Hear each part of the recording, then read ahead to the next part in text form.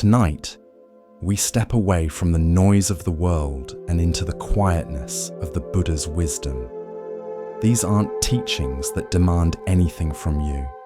They're offerings, gentle reminders of the peace that exists beneath the surface of your busy mind. Welcome to Buddha Bedtime Stories. This is your sacred pause, where ancient truth meets your need for rest. I'm curious to know, what time is it where you are? And where are you listening from tonight? Please share in the comments. The Buddha walked this earth over 2,000 years ago, yet his insights into the human heart remain as fresh as this moment. He understood suffering intimately, and he discovered the way through it. Tonight, his wisdom becomes yours. These stories will work on you gently, the way moonlight works on a dark room. You don't need to chase understanding. Just allow the teachings to arrive in their own time, in their own way. Before we begin, take a moment to truly care for your comfort. Let your body find its most natural, restful position. There should be no strain anywhere, nothing pulling or holding tight. Breathe in slowly, feeling the breath move all the way down into your belly. And release, letting your shoulders drop, your jaw soften. One more deep breath, inviting your entire being to rest. Let us enter the first story together. In a Zen monastery, there lived a cat named Tama. She wasn't officially part of the monastery, but she'd appeared one day as a kitten and simply stayed. The monks fed her, and she repaid them by keeping the grain stores free of mice. What made Tama remarkable wasn't her mousing ability, though she was excellent at that. What made her remarkable was her complete lack of striving. While the monks sat in meditation, working hard to concentrate, fighting against wandering thoughts, trying to achieve insight, Tama would simply curl up in a patch of sunlight and sleep. A young monk named Takashi found this irritating. He would sit on his cushion, his back straight, his mind churning with effort, trying so hard to be present, to be mindful, to reach enlightenment. Meanwhile, Tama would lie there purring, completely relaxed, not trying to accomplish anything. "Master," Takashi said one day to the abbot, "why does the cat get to sleep during meditation, while we must practice so hard?" The abbot, whose name was Hakuin, smiled. "The cat is already practicing." "How?" "She's just sleeping." "Watch her more carefully," Hakuin suggested. Takashi observed Tama over the following days. He noticed that when she was sleeping, she was completely sleeping, not thinking about the past or worrying about the future, not trying to sleep better or wondering if she was sleeping correctly, just fully, utterly, perfectly asleep in each moment. When Tama woke, she would stretch completely, every muscle engaged and then released. When she groomed herself, she was entirely absorbed in grooming. When she sat in the sun, she was purely present to sunlight and warmth. When she chased a mouse, she was nothing but chase, no thought about success or failure until the moment was over. She never tries to be anywhere other than where she is, Hakuin explained. When she sleeps, she doesn't wish she were hunting. When she hunts, she doesn't think about sleeping. She is fully present to each activity without this constant mental struggle you humans engage in. "But we're trying to achieve enlightenment," Takashi protested. "We have to work hard, practice diligently." "Work, yes, hard. Perhaps not in the way you think." Hakuin gestured to the sleeping cat. Tama catches more mice than any cat I've known, but she never seems to be trying hard. When the moment comes, she acts completely. Then she rests completely. She doesn't carry the hunting into the resting, or the resting into the hunting. Each moment is full and complete. He looked at Takashi directly. You sit on your cushion trying so hard to meditate that you forget to actually meditate. You're so busy trying to be present that you're not present. You're striving for effortlessness, which is a contradiction. Takashi didn't fully understand, but he kept watching Tama. He noticed that she never seemed anxious. She didn't worry about whether she was a good enough cat. She didn't compare herself to other cats. She didn't have goals about becoming a more enlightened cat. She simply was what she was, doing what she did, moment by moment, without the overlay of mental struggle. One day during meditation, Takashi's mind was particularly agitated. Thoughts flew through like startled birds. He tried harder to concentrate, which only made his mind more turbulent. He tried to force his thoughts to stop, which made them multiply. He was exhausted from the effort of trying to meditate. Then he noticed Tama sleeping nearby. Her breathing was deep and easy. Her body was completely relaxed. She wasn't trying to sleep in any particular way or worried about the quality of her sleep. She was just sleeping. Something shifted in Takashi. What if he stopped trying so hard? What if he just sat the way Tama just slept, not trying to be enlightened, not working towards some goal, just being present to sitting itself? He relaxed his shoulders. He stopped fighting with his thoughts. He let his breath move naturally instead of trying to control it. He simply sat without agenda, without striving, just present to the experience of sitting. The meditation didn't suddenly become perfect. His mind didn't empty completely, but something was different.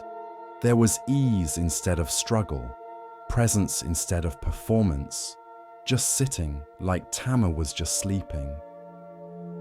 After the meditation session, Hakuin came over to him. You learned something from the cat today. How did you know?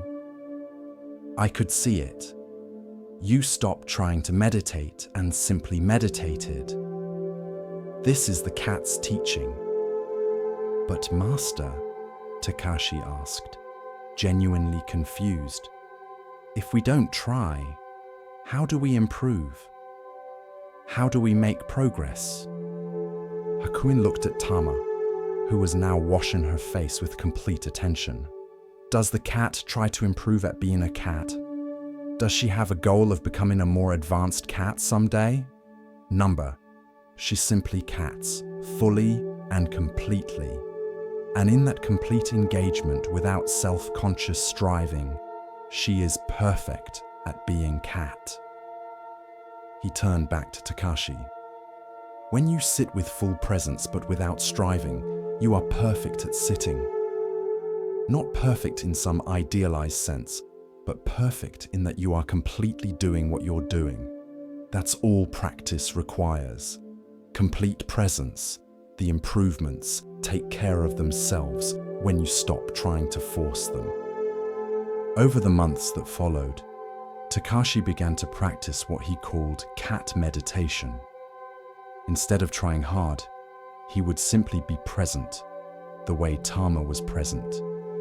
His practice didn't become lazy or unfocused. Actually, it became more focused, but without the tension of trying, like Tama hunting, completely engaged, but not strained. He noticed that this quality of effortless presence extended beyond formal meditation. When he worked in the garden, he could work like Tama slept, fully engaged without mental struggle. When he ate, He could eat with the same complete presence Tama brought to eating. When he walked, he could simply walk, without the constant mental commentary about walking. Years later, when Takashi had become a teacher himself, students would often ask him about effort in practice. Should we try harder, push ourselves more? Takashi would point to whatever cat was currently living at the monastery. There was always a cat. Ask the cat, he would say. The cat will teach you that complete presence requires no effort, but it also allows no distraction. The cat doesn't try to be present. The cat is simply present. This is not laziness. This is the highest form of attention. Attention without strain, presence without performance. He would watch the students struggle with this teaching, trying hard not to try hard, making effort to be effortless. And he would smile, remembering his own confusion. You cannot try your way into effortlessness, he would tell them. You can only relax into it. Let go of trying to be present and simply be present. This moment needs nothing added to it. You need nothing added to you. Just be here, like the cat is here. That's the whole practice. Tonight, as you settle towards sleep, notice if you're trying hard to relax. Are you striving to let go, making effort to be effortless? This is the human paradox that Tama never experienced. What if you could rest like the cat rests? Completely, without reservation, without trying to rest correctly or worrying about the quality of your rest? What if you could let go of the whole project of self-improvement just for these hours and simply be what you are? You don't have to try to sleep. Sleep happens when you stop preventing it. You don't have to try to relax. Relaxation emerges when you stop creating tension. You don't have to try to be present. Presence is what remains when you stop leaving. Be like Tama tonight. Not lazy, but effortless. Not disconnected, but at ease. Not trying to be anywhere other than exactly where you are, which is here now, resting. Let your sleep be as complete as a cat's sleep. Let your rest be as total as a cat's rest. No striving necessary, just being. That's all. That's enough. That's everything. As we continue our journey through the wisdom of Zen Buddhism, let us turn to a tale about recognition and the true nature of worth. This is the next story. In a mountain monastery lived an old abbess named Ren, who kept in her private chamber an unusual mirror. The mirror was ancient, its surface darkened and worn until it reflected almost nothing. Visitors who saw it would often remark on its uselessness. "Your mirror shows nothing," they would say. "Why keep it? Get a new one that actually works." But Ren treasured this mirror and looked into it every morning. "It shows me exactly what I need to see," she would reply, though she never explained what she meant. One day, a vain young woman named Ayame came to the monastery seeking spiritual guidance. She was beautiful and knew it, spending hours each day on her appearance, constantly checking her reflection in every available surface. Her identity was completely wrapped up in her looks. During her first meeting with Ren, Ayame couldn't stop glancing at the darkened mirror, trying to catch a glimpse of herself. But the mirror showed nothing, just a dark, murky surface with barely a hint of reflection. "Your mirror is broken," Ayame said with annoyance. "Don't you want to see yourself?" "I see myself perfectly well in this mirror," Ren replied. "What do you see?" "Nothing. It's too dark." "Exactly," Ren said. and smiled. Ayame didn't understand, but as the days passed and she continued her stay at the monastery, she found herself repeatedly drawn to Ren's useless mirror. She would stand before it, searching for her reflection, finding almost nothing. It was deeply unsettling. Every other mirror showed her who she was, or at least showed her what she looked like. This mirror showed nothing. After a week, Ayame mentioned her frustration to Ren. "I hate your mirror. I keep looking into it hoping to see myself, but there's nothing there." "And what does that nothing teach you?" Ren asked. "That the mirror is broken." "Or that you're looking for the wrong thing," Ren suggested. "Every mirror you've ever looked into has shown you your face, your hair, your features. You've spent years studying that reflection, knowing exactly what you look like. My mirror can't show you that, so it forces you to consider, if you can't see your face, what else might you see? If appearance isn't available, what remains?" Ayame thought about this. When she looked into normal mirrors, she saw features she judged. Eyes too small, nose too sharp, skin not smooth enough. She saw an image she tried to perfect, control, improve. The looking was never really seeing.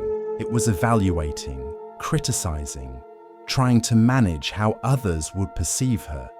But in Ren's dark mirror, there was nothing to evaluate, no features to judge, no appearance to control. Just dark surface and, if she looked very carefully, the barest hint of a form. Not details, just presence. "What do you see when you look in your mirror?" Ayame asked Ren. "Nothing that can be improved or criticized," Ren replied. "Nothing that age can diminish or beauty can enhance. Just the simple fact of being here, looking. The mirror that shows everything tempts you to judge what you see. The mirror that shows nothing releases you from judgment." She came to stand beside Ayame before the dark mirror. "Look at us now, standing here together. Can you see our faces?" "Barely," Ayame admitted. "Can you tell which of us is more beautiful?" "No." "Can you see our ages, our features, the details that usually define us?" "No." "Then we stand equal before this mirror," Ren said. "Not as beautiful or plain, young or old, but simply as two beings, present in this moment. The mirror that shows nothing strips away all the superficial ways we distinguish ourselves and leaves only the essential fact: we are here." Over the following weeks, Ayame found herself looking into Ren's mirror more than any of the clear mirrors in the monastery. At first, this puzzled her. Why would she choose the mirror that showed nothing? But gradually she understood. She was tired of the constant judgment that came with seeing her reflection clearly. Tired of always evaluating, always trying to improve, always wondering if she looked acceptable. The dark mirror gave her relief from all that. It let her be present without being perceived, even by herself. It let her exist without the burden of appearance. "I think I'm beginning to understand," Ayame told Ren one morning. "The mirror that shows nothing is actually showing me something very important. That I exist independent of how I look. That there's a me underneath or beyond appearance. I've spent so many years focused on my reflection that I forgot there's someone doing the looking." Ren nodded with satisfaction. "The mirror that shows everything directs your attention outward, to surface and appearance. The mirror that shows nothing directs your attention inward, to the awareness that's looking. One mirror shows you an object to be evaluated.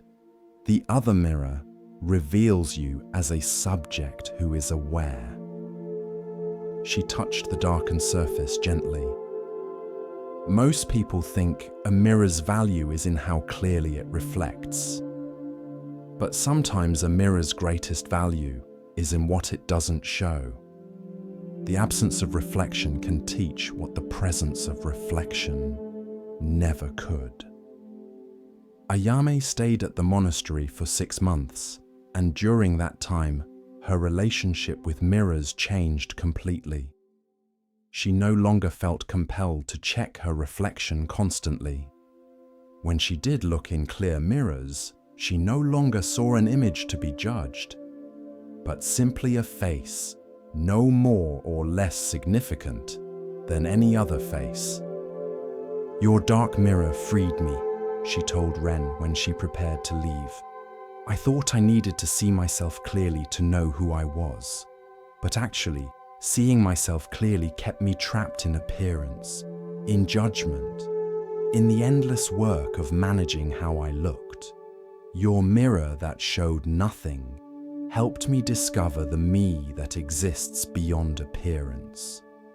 After Ayame left, other students asked Ren about the mirror's teaching. "Why not just remove all mirrors?" one asked. "If the point is to free people from attachment to appearance, why have mirrors at all?"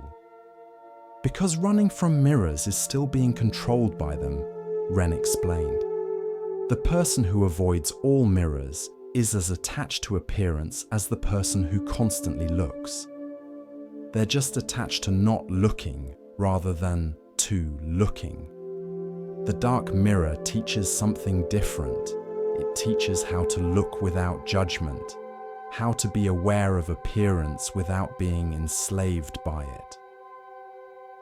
She held up the darkened mirror for the students to see. "This mirror shows that appearance and essence are not the same. The clear mirror shows you appearance so clearly that you might mistake it for essence. This dark mirror removes appearance and asks, what remains? What are you when you can't see your face? That question leads to wisdom." A philosophical student asked, "But isn't the dark mirror just another form of illusion? It hides reality rather than revealing it." "Does it?" Ren replied. "The clear mirror shows you how light reflects off your features at this particular moment from this particular angle. Is that reality? Or is that also just one kind of information, one kind of seeing? The dark mirror shows you something the clear mirror can't. Your existence independent of your reflection. Both mirrors have their uses. The question is whether you're wise enough to learn from each what it has to teach."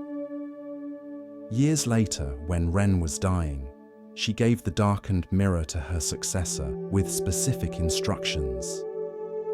"Keep this mirror even though students will mock it, even though visitors will offer to replace it.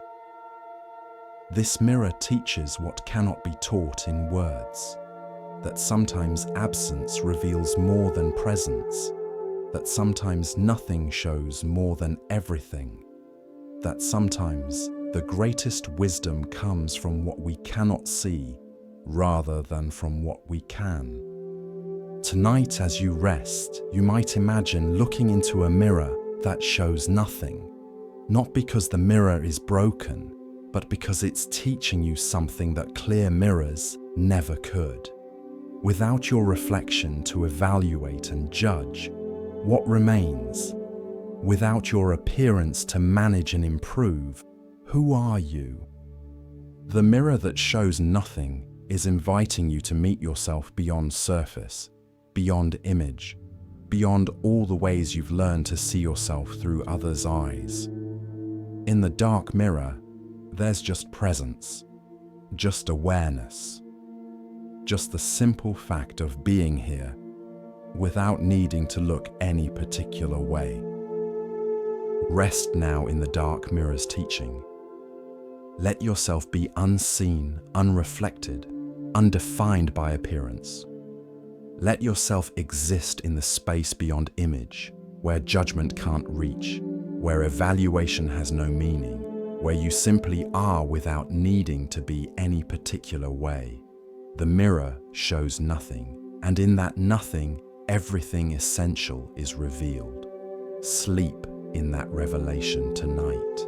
There was a man named Jiro who dreamed of sailing around the coastal waters of his province. He spent years preparing for this journey. He studied navigation, learned about weather patterns, and read accounts of other sailors' voyages. He purchased the best boat he could afford and spent months modifying it, adding improvements and ensuring everything was perfect. He would tell his friends, "I'm almost ready. Just a few more things to prepare." Years passed. The boat sat in its slip, pristine and unused. Jiro continued preparing, planning, improving, getting ready for the journey he would take soon. An old sailor who lived nearby watched this for several years. Finally, he approached Jiro one morning as the man was polishing brass fittings on his perpetually docked boat. "Beautiful boat," the old sailor said. "Thank you," Jiro replied proudly. "I've put a lot of work into it. I'm almost ready to sail." "Almost ready?" the sailor repeated. "I've heard you say that for 5 years now. What exactly are you waiting for?" Jiro looked uncomfortable. "I want everything to be perfect. I want to be completely prepared. I don't want to make mistakes." "Let me tell you something," the old sailor said. "I've sailed these waters for 40 years. My boat has never been perfect. I've never been completely prepared. I've made countless mistakes, but I've sailed. And you, with your perfect boat and your complete preparation, have never left the dock. So who's really the sailor here?" Jiro felt defensive. "But what if something goes wrong? What if I'm not ready?" "Something will go wrong," the sailor said. "You won't be ready. That's not a possibility, that's a certainty. The sea doesn't wait for you to be ready, and preparation only teaches you so much. Most of what you need to know, you learn by sailing, not by preparing to sail." He patted the boat's rail. "This boat is dying here at the dock. It was built to sail. You were built to sail. But both of you are sitting here, trapped by your fear of imperfection, your need for complete readiness. And while you wait for the perfect conditions, for total preparation, your life is passing." That evening, Jiro sat on his boat as the sun set, thinking about the old sailor's words. How many perfect days had he missed while preparing? How many adventures had he postponed waiting for complete readiness? How much of his life had he spent getting ready to live rather than actually living? The next morning, without overthinking it, Jiro untied his boat and sailed out of the harbour. His hands were shaking. He wasn't sure he was ready, but he sailed anyway. He made mistakes that first day. He misjudged a turn and nearly ran into another boat. He didn't account properly for wind and had to adjust his course several times. But he sailed. He actually sailed. And it was glorious. Over time, Jiro became a competent sailor. Not perfect, never perfect, but competent. And he realized that if he had waited until he felt completely ready, he would have waited forever. Because readiness isn't a destination you reach through preparation. It's a decision you make despite uncertainty. Tonight, What have you been preparing for but never started? What perfect conditions are you waiting for before you allow yourself to rest, to heal, to change, to grow? What if you'll never feel completely ready? What if the preparation itself has become the obstacle? Let yourself sail tonight, into sleep, into rest, into whatever comes next. Not perfectly prepared, not completely ready, just willing. That's enough. That's all it takes. Stop preparing and start sailing. As we move deeper into the quiet teachings of Zen, we come to a story about seeing clearly and understanding true value. Listen carefully to the next story. In a town known for its elaborate storytelling tradition, there arrived a performer who couldn't speak. Her name was Yuki, and she had lost her voice to an illness years before. Despite this, she claimed to be a storyteller, which puzzled the townspeople. How could someone without a voice tell stories? The town's master storyteller, a man named Jiro, who was famous for his eloquent speech and powerful voice, was particularly skeptical. Storytelling is about words, he said dismissively. Without words, you have nothing. You're not a storyteller, you're just a mime. But the town's curiosity was strong enough that they allowed Yuki to perform one evening in the town square. Jiro attended, expecting to prove his point about the necessity of words. Yuki stepped onto the platform, wearing simple clothes, carrying no props. She stood in silence for a long moment, then began to move. Her movements were subtle at first, just small shifts in posture, gentle expressions crossing her face. But gradually, through gesture, expression, and presence, a story began to emerge. Without a single word, she conveyed a tale of loss and discovery. Her body became a person grieving, and everyone watching felt the grief. Her face showed the journey from despair to hope, and the audience traveled that journey with her.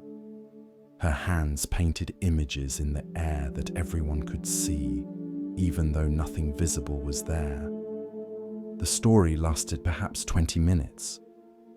When it ended, Yuki simply bowed and left the platform.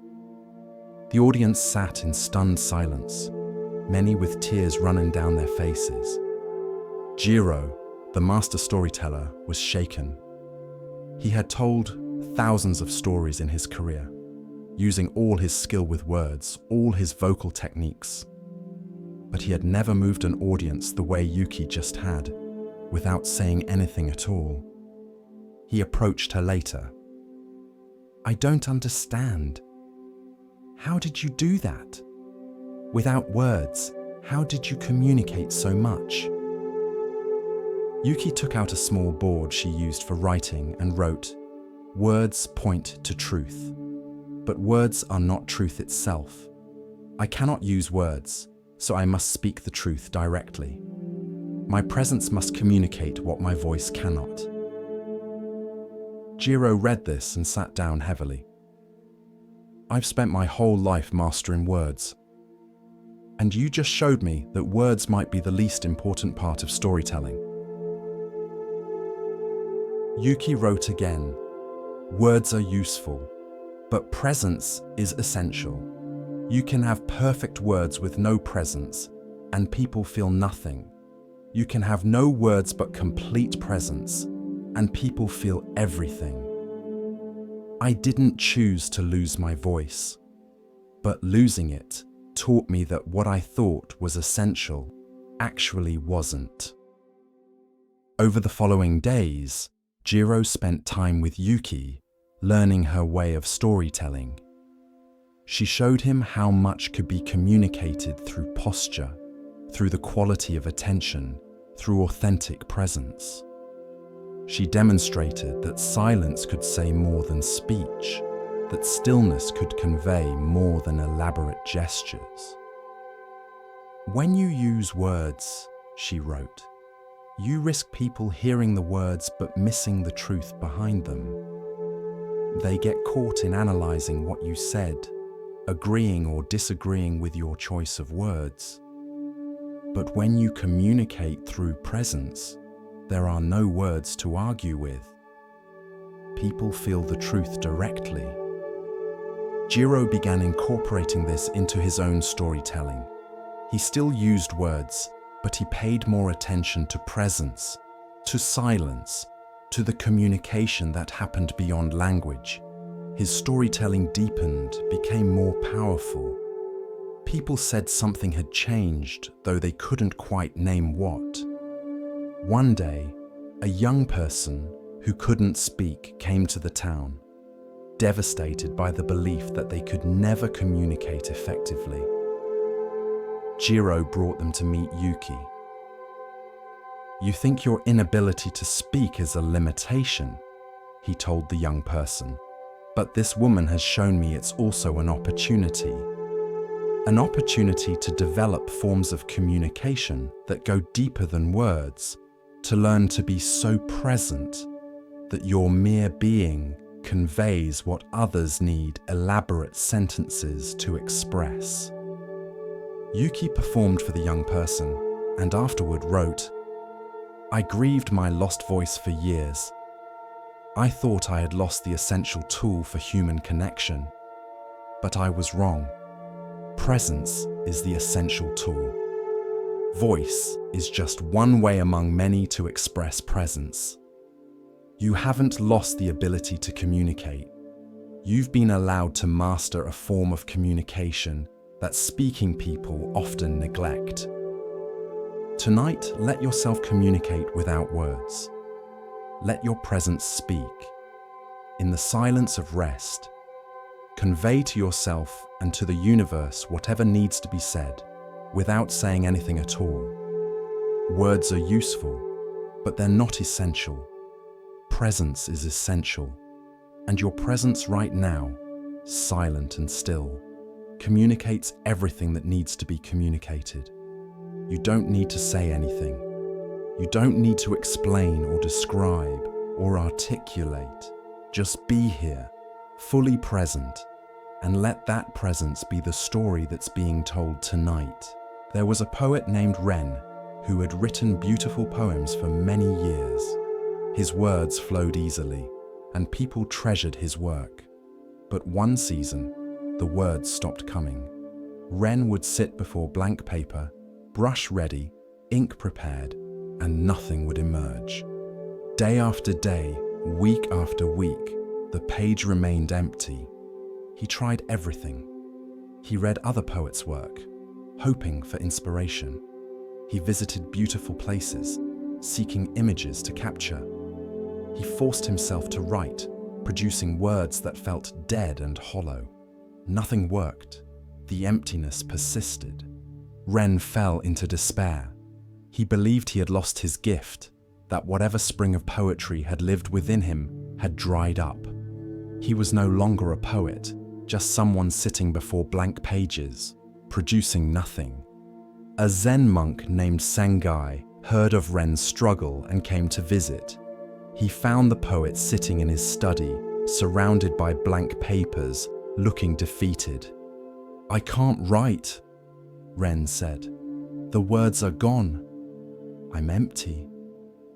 Sengai picked up one of the blank pages, examining it carefully. "This paper looks full to me." Ren frowned. "It's completely blank. It's empty. That's the problem." "Is it?" Sengai held the page up to the light. "I see infinite possibilities on this page. I see every poem ever written and every poem yet to be written. I see your past work and your future work. This blank page contains everything. How can you call it empty?" "Those are just potential poems," Ren protested. "Not actual poems. Potential is nothing. I need actual words." Sengai set down the paper gently. "Tell me, before you write a poem, where does it exist? In my mind, I suppose. Or in my imagination. And is that nothing? Is a poem that exists in imagination less real than a poem on paper?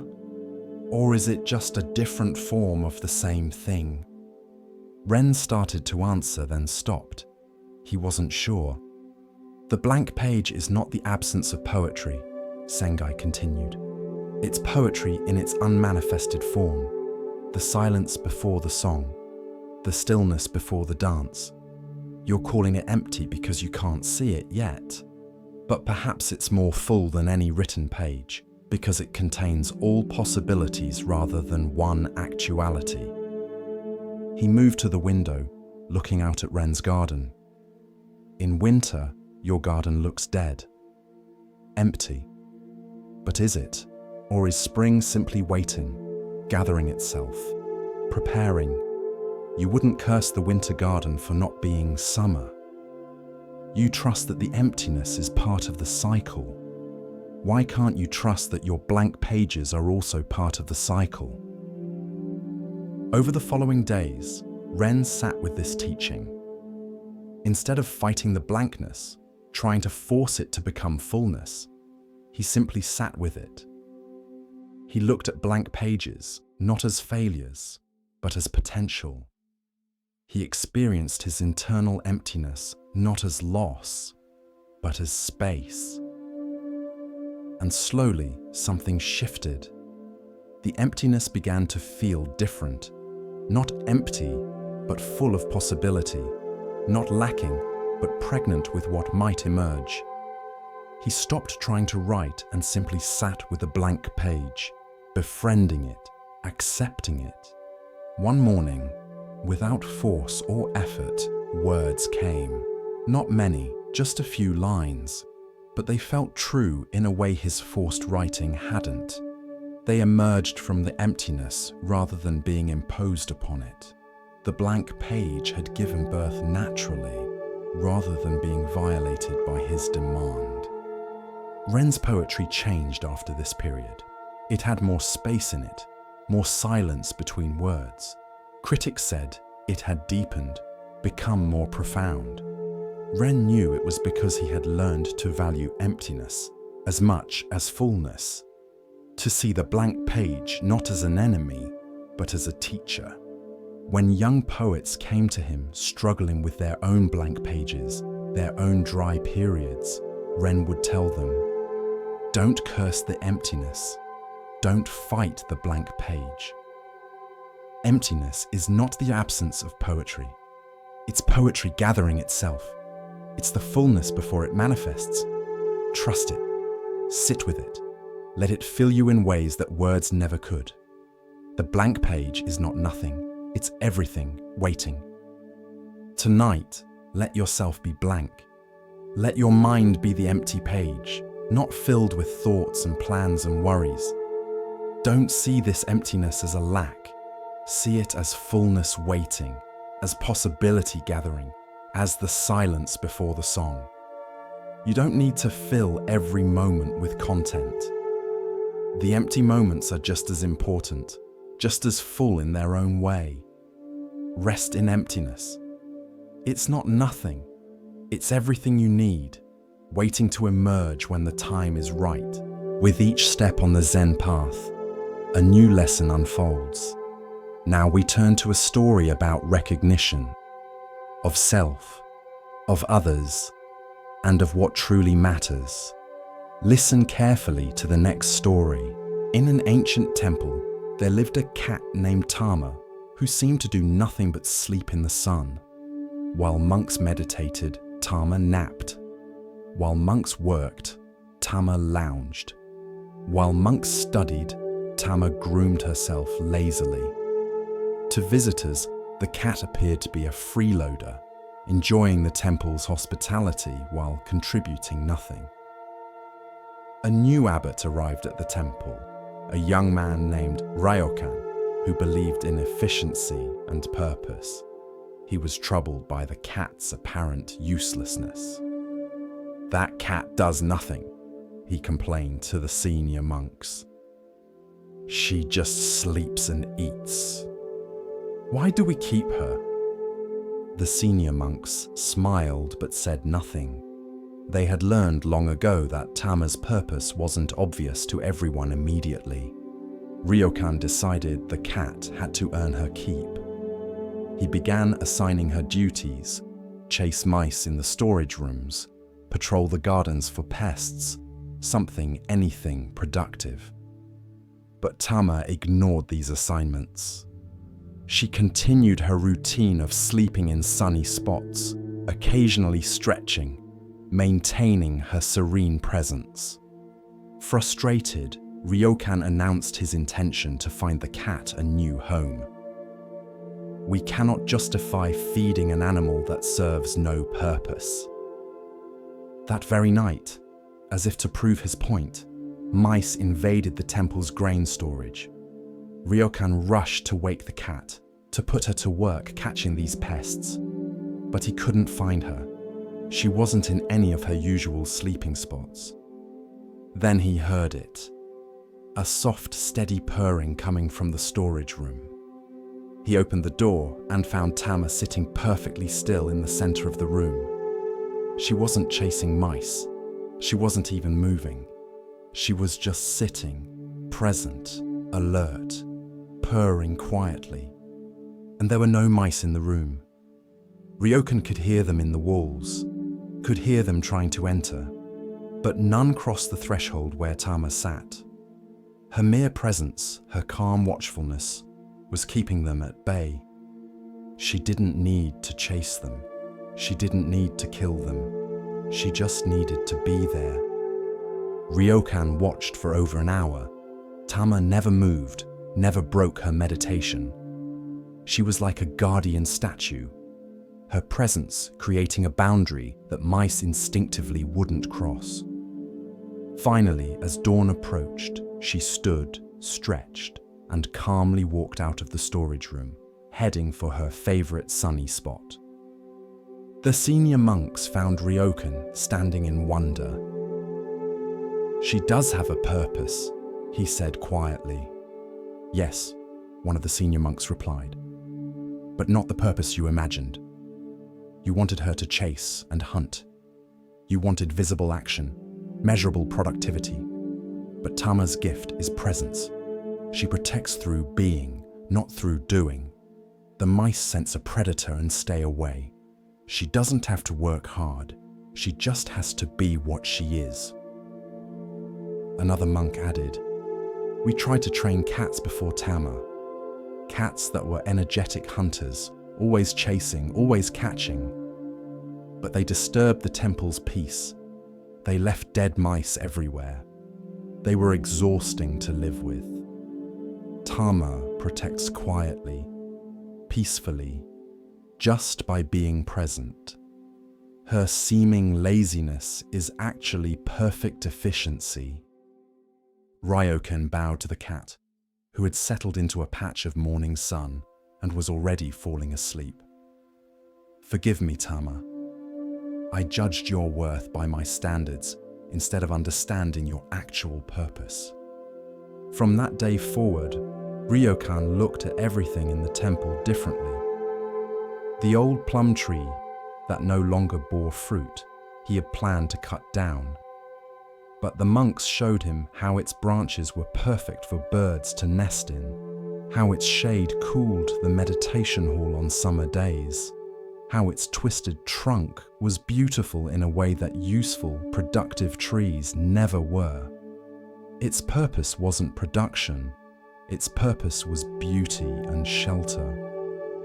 The ancient bell that was cracked and no longer rang clearly, he wanted to replace. But the monks explained that its imperfect tone was beloved, that its crack created a unique sound found nowhere else, and that generations of monks had learned to meditate to this particular tone. Its flaw was actually its distinction. The novice monk who seemed slow at learning, whom Ryokan had considered asking to leave, turned out to be extraordinarily patient with visitors, able to sit with grieving people for hours without becoming uncomfortable. His slowness at intellectual tasks was balanced by his gift for compassionate presence. "I've been judging everything by a narrow standard," Ryukan confessed to the senior monks. "Productivity, efficiency, obvious usefulness.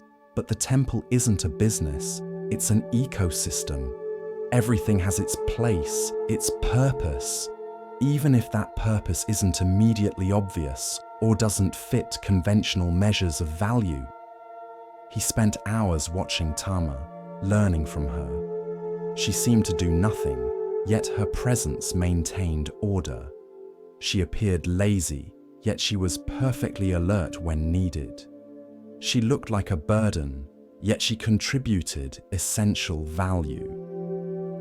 She taught that being can be as important as doing, that presence can accomplish what action cannot, that some purposes are served by appearing purposeless. One day, a wealthy donor visited the temple and was offended to see a cat sleeping on expensive cushions in the main hall. "Why do you allow this animal such privilege? She produces nothing." Ryokan smiled and told the story of Tama and the mice. "She produces protection through presence. She contributes peace through her serene being. Her value can't be measured in conventional terms, but it's real and essential. She teaches us that purpose isn't always about production or visible action.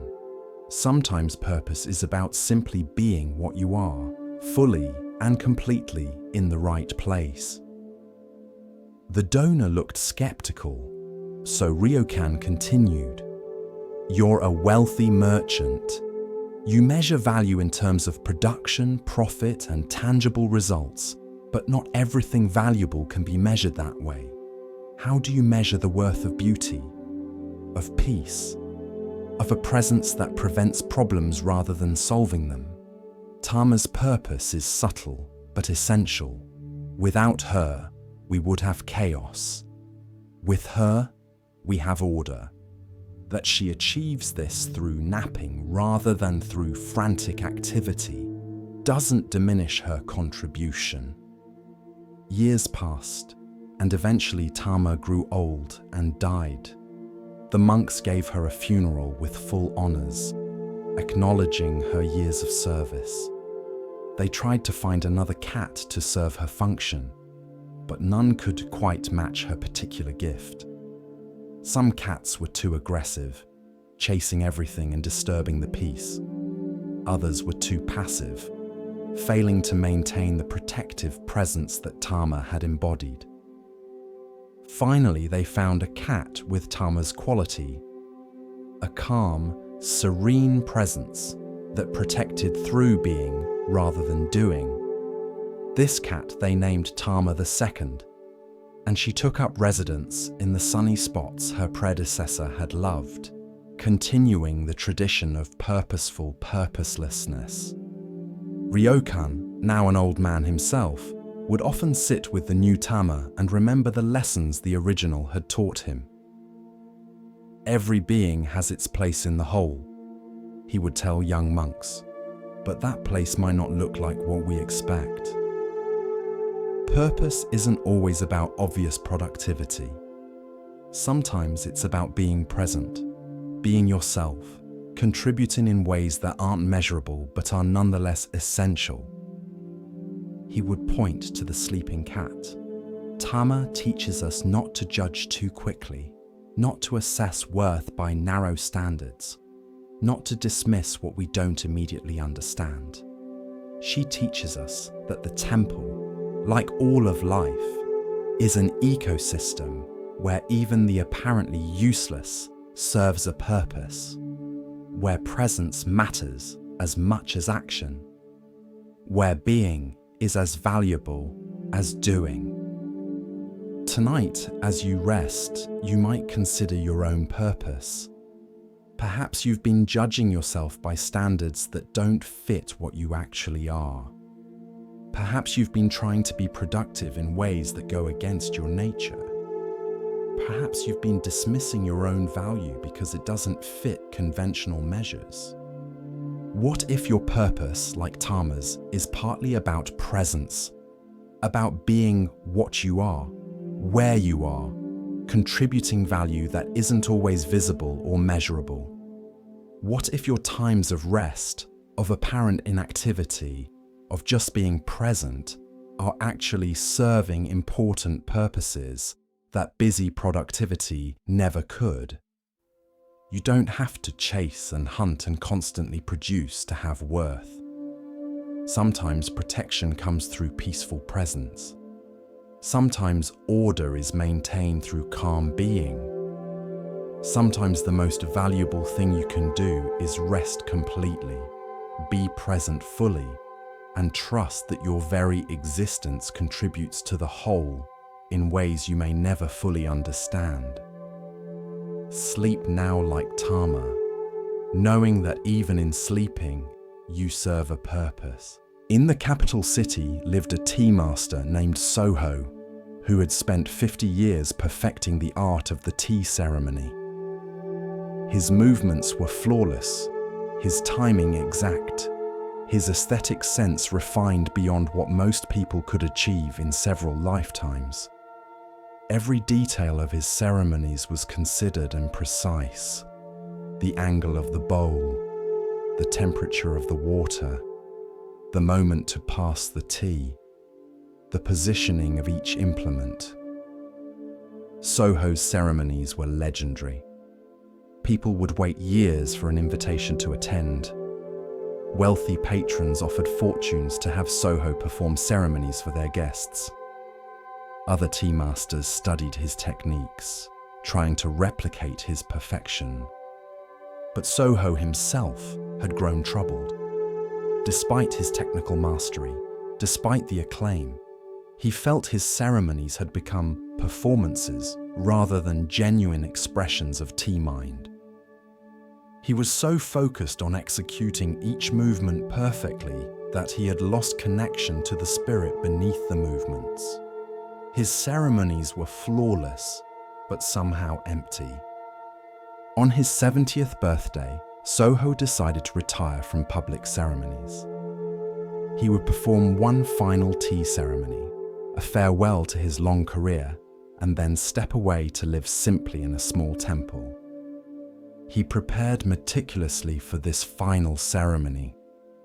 He invited only his closest students and a few respected elders who had followed his work for decades. He selected implements he had used for years, choosing each for its history and meaning.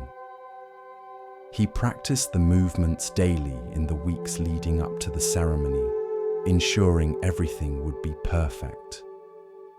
The day of the ceremony arrived. Soho entered the tea room with his usual grace, began with his usual precision. His guests watched in respectful silence, knowing they were witnessing a master's final performance. Then, midway through the ceremony, something unexpected happened. As Soho reached for the tea bowl, his hand trembled slightly, whether from age, emotion, or simple nervousness, he couldn't say. The tremor caused him to fumble the bowl. It didn't fall or break, but his grip was clumsy, his movement awkward. The flow of the ceremony was disrupted by this imperfect moment. Soho's first instinct was mortification. After 50 years of perfect execution, his final ceremony was marred by a clumsy mistake. But then something shifted in him. The mistake had broken his focus on perfection, and in that break, he suddenly felt present in a way he hadn't been during a ceremony in years. He picked up the bowl, not with perfect grace, but with simple honesty, with the actual movement of an old man holding a bowl. He continued the ceremony, but something had changed. He was no longer performing perfectly. He was just making tea, sharing tea, being present with his guests. The movements that followed weren't as technically flawless as usual, but they had a quality his perfect performances had lacked.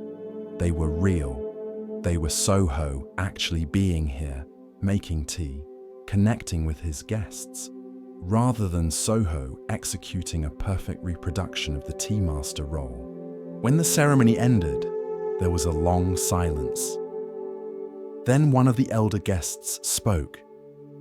"That was the finest tea ceremony I have ever experienced." Soho was confused. "But I made mistakes. The execution wasn't clean." "The execution was finally clean," the elder replied. "Clean of performance, clean of ego, clean of the need to be perfect. For the first time in decades, I saw you actually making tea rather than demonstrating how tea should be made. Your fumble was the most important moment of the ceremony. It dropped you out of performance and into presence." Another guest agreed. "I've attended 6 of your ceremonies over the years. They were all technically superior to today's. But this one touched me in a way the others never did. The imperfection made it human. It made it real. It made it about tea rather than about perfection." Soho sat with this feedback for a long time. He realized that his 50-year pursuit of perfect execution had taken him away from genuine expression. He had become so skilled at performing the tea ceremony that he had forgotten how to simply make tea with presence and care. "I thought mastery meant perfect execution," Soho told his students later. "I thought the goal was to perform each movement so exactly that no flaw could be found. But that kind of mastery is dead. It's impressive but not alive. Today, when I fumbled and had to let go of perfection, I finally rediscovered what tea ceremony is actually about. Presence, connection, the simple act of sharing tea with other humans." He looked at his hands, still slightly trembling. "These old hands that made a mistake taught me more than 50 years of perfect practice. They taught me that perfect execution becomes perfect only when you stop trying to perfect it, when you let go of performance and sink into presence." One student asked, "So should we not practice? Should we not work toward technical excellence?" "Practice," Soho replied. "Develop your technique. But don't let technique become an end in itself. Practice until the movements are natural, then let go of trying to perform them perfectly. Use your technique to support presence, not to replace it. Master the form so completely that you can forget the form and just be here, making tea." He picked up a tea bowl, holding it with the same slight tremble. "See this imperfection? This is actually perfection because it's real. It's an old man's hand actually holding a bowl. The steady, flawless grip I cultivated for decades was impressive, but it was also a kind of lie it hid my actual hand behind a perfect performance. This trembling hand is honest, and honesty is more important than perfection." In the weeks following his final ceremony, Soho began making tea in a completely different way. He still had all his technical skills, all his aesthetic sensitivity, but he used them lightly, allowing imperfection, welcoming the unexpected, staying present with what was actually happening rather than executing a mental script. He made tea for strangers, for children, for anyone who wanted to share a bowl. These weren't formal ceremonies with guests and perfect settings. They were just tea, made with care, shared with presence. And people felt more touched by these simple offerings than they had by his legendary perfect ceremonies. "You've become a greater tea master by letting go of mastery," one visitor observed. "I've become an actual tea master by letting go of the performance of mastery," Soho clarified. I was skilled before, but I wasn't real. Now I'm both skilled and real. The skill supports the reality rather than replacing it. That's the difference. A young tea student struggling to perfect his own technique asks Soho for guidance. How do I know when my practice is good enough? When can I stop trying to perfect my movements? When perfection becomes a barrier rather than a path, Soho replied. Practice until the movements are natural and trustworthy. Then let go of trying to make them perfect and just let them be. The movement from practice to performance to presence, that's the journey. Most people stop at performance, endlessly perfecting their execution. The final step is letting go of perfection and discovering presence. He made tea for the young student, his hands moving with practiced skill, but also with slight tremors, small imperfections, human reality. See how I make tea now? I'm not performing or demonstrating, I'm just making tea. The years of practice allow me to do it well, but letting go of perfection allows me to do it truly. Both are necessary, but the second is what makes it complete. Tonight, as you rest, you might consider what you've been perfecting, performing, trying to execute flawlessly. What would happen if you let your hands tremble slightly? If you allowed imperfection? If you stopped performing mastery and just did the thing itself, present and real? Perfect execution is impressive, but presence is what actually connects, what actually matters, what actually makes any practice complete. You've practiced enough, you've refined enough. Now it's time to let go of perfection and discover what's on the other side. Not sloppiness, not carelessness, but genuine presence that includes both skill and imperfection, both mastery and humanity. Rest now in this completion. Let yourself fumble slightly. Let yourself be real rather than perfect. The Tea Master's Last Cup teaches that the journey ends not in flawless execution, but in authentic presence. You've arrived, not at perfection, but at something better, yourself, skilled and real, doing what you do with care and presence, and the slight tremble of actual human hands. That's perfection. That's the completion. That's the teaching. Sleep now, no longer performing, just being. This is enough. You are enough. The perfect becomes perfect when you stop trying to perfect it. As our exploration of Zen Buddhism deepens, let us listen to a story that reveals how true worth is often overlooked. Here starts the next story.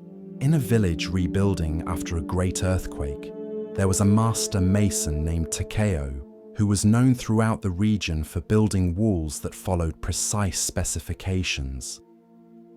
Every stone placed according to traditional methods, every measurement exact, every joint perfect. His walls were architectural achievements, admired by other masons and praised in the capital. When the earthquake struck and buildings collapsed throughout the region, everyone expected Takeo's walls to stand as a testament to proper craftsmanship. Instead, most of his carefully built walls fell. The perfect joints fractured. The precisely placed stones tumbled. All that meticulous work reduced to rubble. But there was one wall that remained standing, and it puzzled everyone. It was a wall that Takeo's apprentice, a young man named Jiro, had built in the early days of his training. The wall wasn't straight. It curved and bent in unusual ways. The stones weren't uniform or perfectly fitted.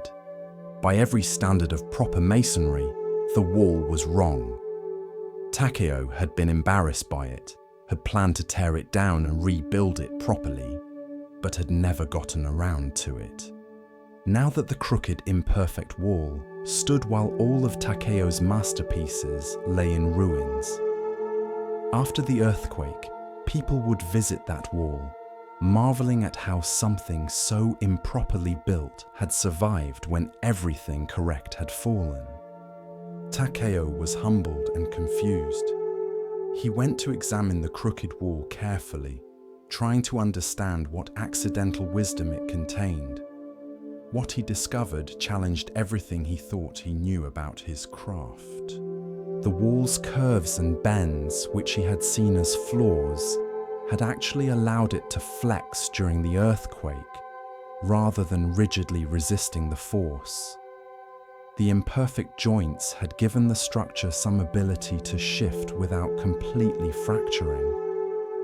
The irregular stones had created a kind of organic stability that precise, uniform stones couldn't achieve. "I built this wall wrong," Jiro said when he and Takeo examined it together. "I was new. I didn't know the proper methods yet. I just placed stones in ways that felt stable."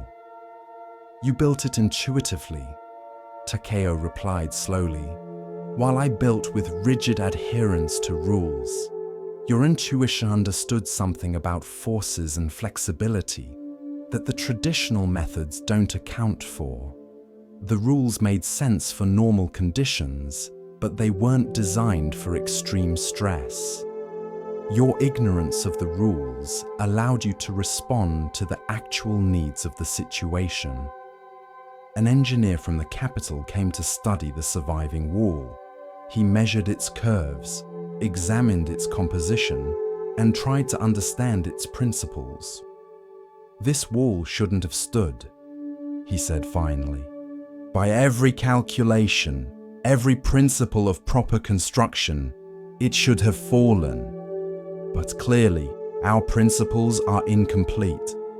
This wall knows something we don't."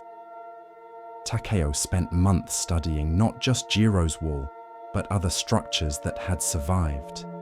He found a pattern. The buildings that stood weren't always the ones built most correctly. Often, they were the ones with irregular features, with imperfections that accidentally created flexibility. The traditional methods, designed over centuries for stable conditions, weren't necessarily best for extreme conditions. He began incorporating these insights into his new work. He still used traditional methods as a foundation, but he added intentional irregularities, curves instead of straight lines, flexible joints instead of rigid joints of rigid ones, and organic shapes instead of perfect geometry. Other masons criticized him. "You're violating the principles," they said. "You're building incorrectly." "I'm building for survival rather than for appearance," Takeo replied. The old principles were based on aesthetic ideals and normal conditions. "I'm building for abnormal conditions based on what actually survived when everything else fell." His new walls looked less impressive than his old ones. They weren't as straight, as precise, as aesthetically pleasing. But when another earthquake struck years later, these walls stood. The traditional walls, built by masons who still adhered to the old, correct methods, fell again. Takeo's irregular, imperfect walls flexed and bent and survived. "What's more important?" Takeo asked his critics. "Building correctly according to traditional standards, or building what actually works?" "My old walls were perfect and dead. My new walls are imperfect and alive." He trained a new generation of masons in what he called flexible building. They learned the traditional methods, but also learned when to deviate from them, when to trust intuition over rules, and when to value survival over correctness. "The crooked wall saved my life," Takeo would tell students. not just physically, by remaining standing during the earthquake, but professionally and spiritually, by taught me that correctness isn't the same as truth. Something can be done exactly right according to established principles and still fail when conditions change. And something can be done wrong and still succeed because it responds to actual conditions rather than theoretical ideals. One student asked, "So should we ignore all the traditional methods?" "No," Takeo replied. "Learn them, understand them, but don't worship them. Rules are tools, not truths. They work until they don't. The crooked wall taught me to pay attention to what actually works, rather than what should work according to theory. Sometimes the imperfect, the irregular, the supposedly wrong thing contains wisdom that perfection misses." He would take students to see Jiro's wall, still standing decades after the earthquake that revealed its value. "This wall is a better teacher than any master mason," he would say. "It teaches that survival often comes from flexibility rather than rigidity, from imperfection that allows adaptation rather than perfection that allows no variation. It teaches that what's wrong by one standard might be right by a more important standard." The wall became something of a shrine. People would visit it, touch it, and remember that sometimes what appears to be failure or imperfection is actually hidden success. That correctness and effectiveness aren't always the same thing.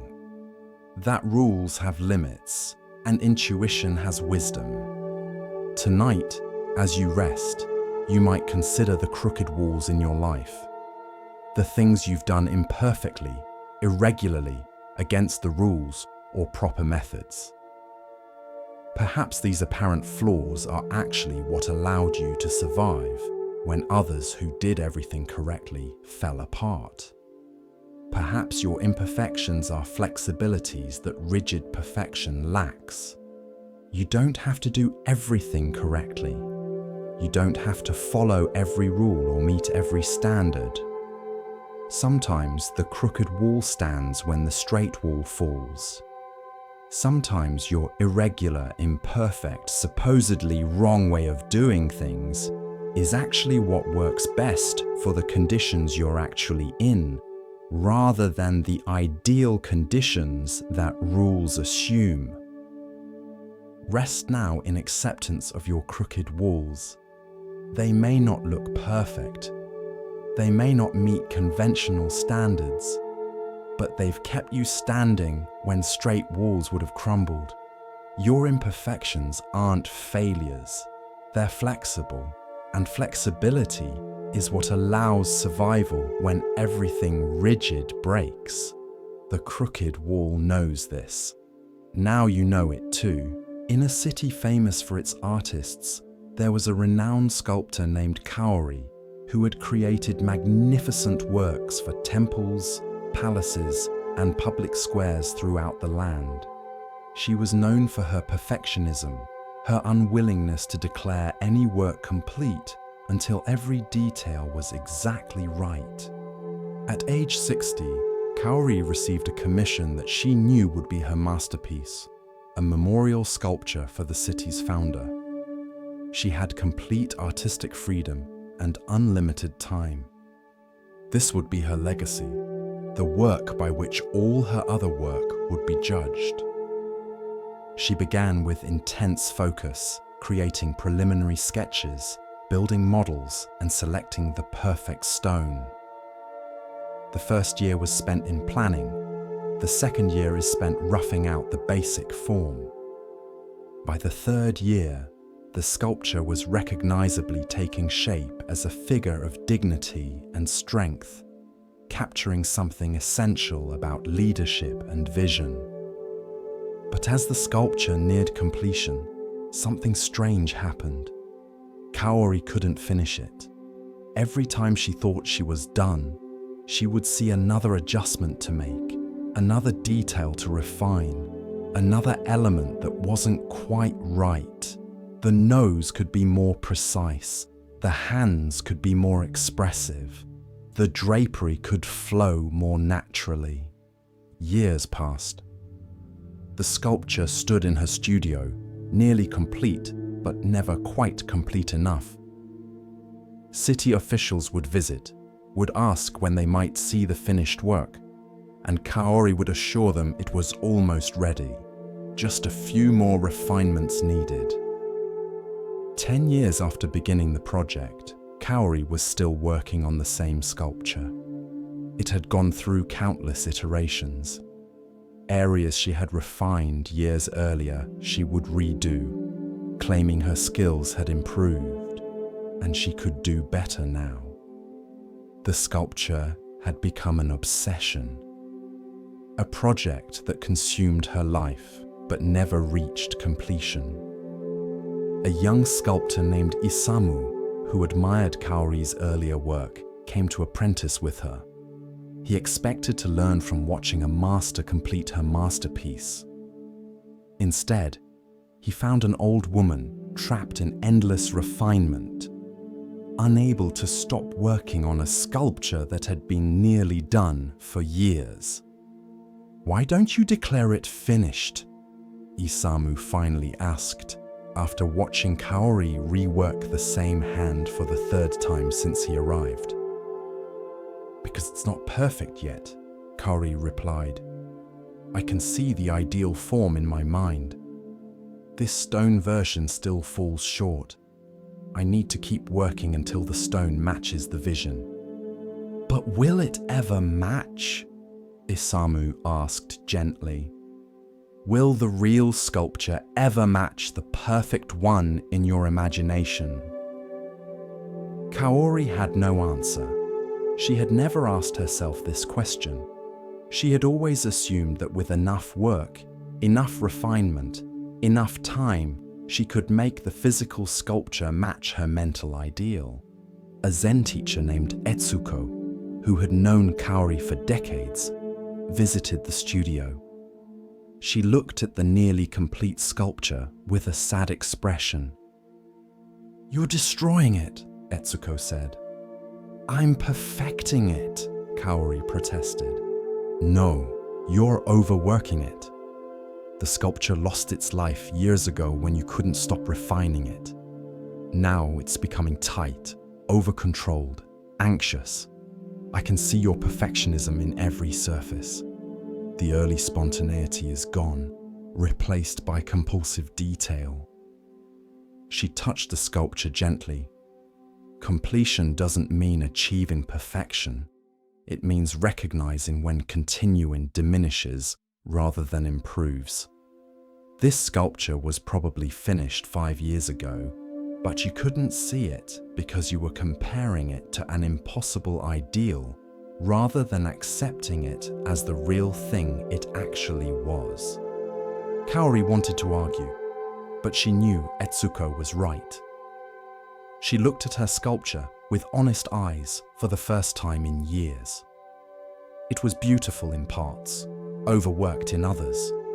The areas she had refined most recently were actually worse than earlier versions. Too controlled, too fussy, too perfect. The sculpture had lost its breath somewhere along the way. "How do I know when something is done?" Kaori asked quietly. "How do I distinguish between stopping because it's complete and stopping because I've given up?" "You feel it," Etsuko replied.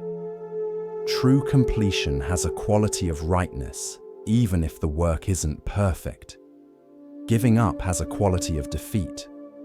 But what you're doing now is neither completion nor giving up. It's compulsive continuation, working past the point where work helps. That's different from both completion and abandonment." She looked at Kaori directly.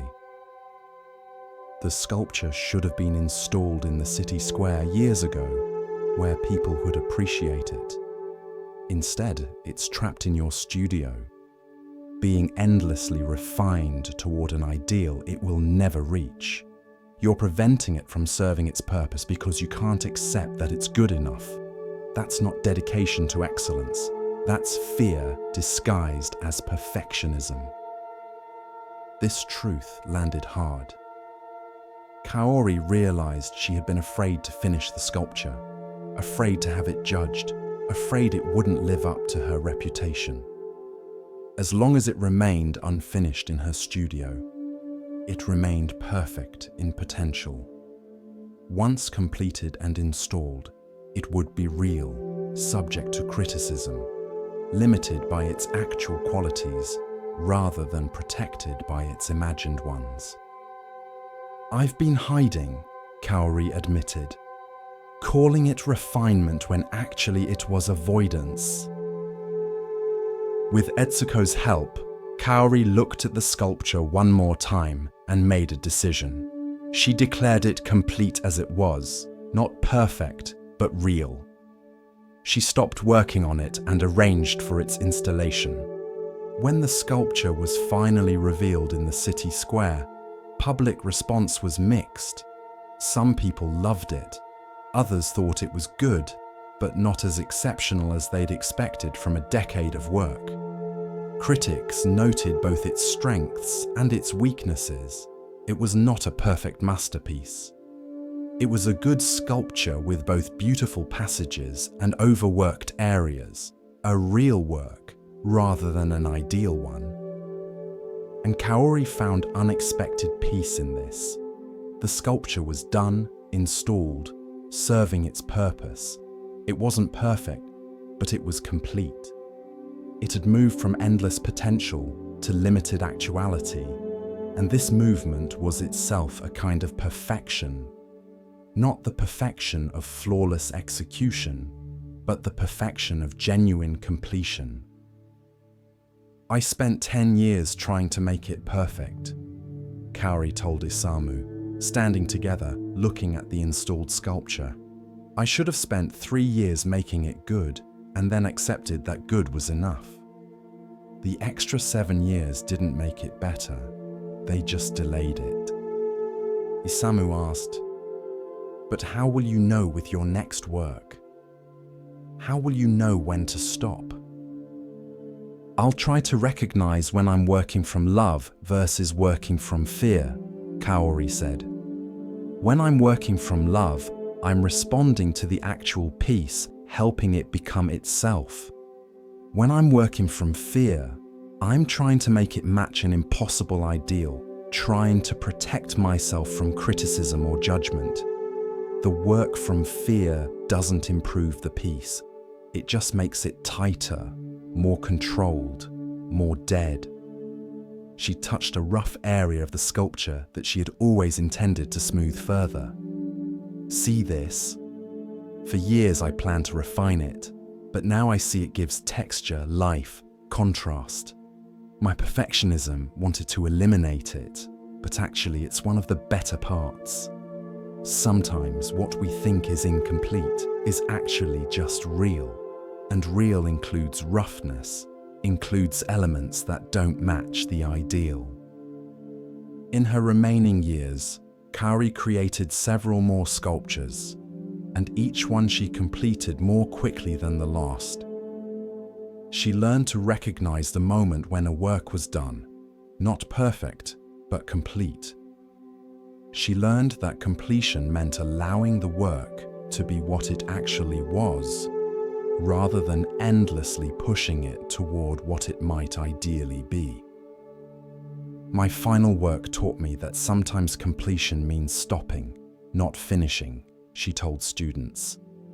"Sometimes good enough is actually excellent, because continuing would diminish rather than improve.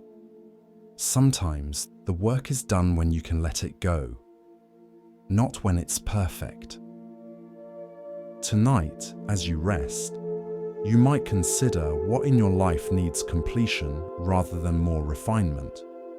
What projects, relationships, phases, identities have you been endlessly working on, unable to declare them finished because they don't match your ideal?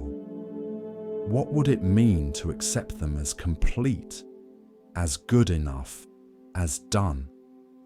Completion doesn't require perfection. It requires recognition that continuing is no longer serving the work or serving you. It requires courage to let the real thing exist, rather than protecting the imagined perfect thing by keeping it perpetually incomplete. Rest now in completion.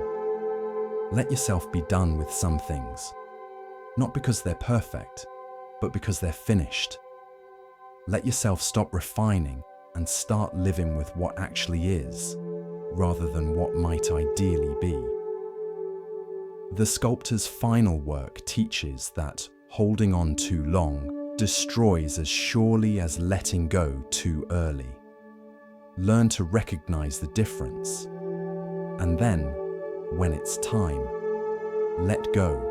Continuing along the path of Zen insight, we pause now to hear a teaching about perception and hidden value. Listen carefully to the next story. In a valley between two mountain ranges, there was a river that confused everyone who saw it. Most rivers in the region flowed from high elevations to low, following gravity as rivers should. But this river appeared to run uphill, flowing from what looked like lower ground to higher ground, defying logic and nature. The villagers argued about the river for generations. Some said it was cursed, that supernatural forces made it run backwards. Others insisted it was an optical illusion, that the river only appeared to run uphill but actually didn't. A few claimed the river was evidence of magic in the world, proof that natural laws could be suspended. A scholar named Fumiko came to study the peculiar river. She was a woman who trusted observation over superstition, who believed that understanding came from careful study rather than easy assumptions. She spent weeks walking the river's length, taking measurements, making careful notes. What she discovered was unexpected. The river wasn't running uphill at all, though it certainly appeared to be. The optical illusion was created by the unusual topology of the valley. The way surrounding hills created a visual context that made lower ground appear higher and higher ground appear lower. When you adjusted for this visual distortion and looked at actual elevations, the river was flowing downhill as it should, following gravity perfectly. But there was a second discovery, more interesting than the first.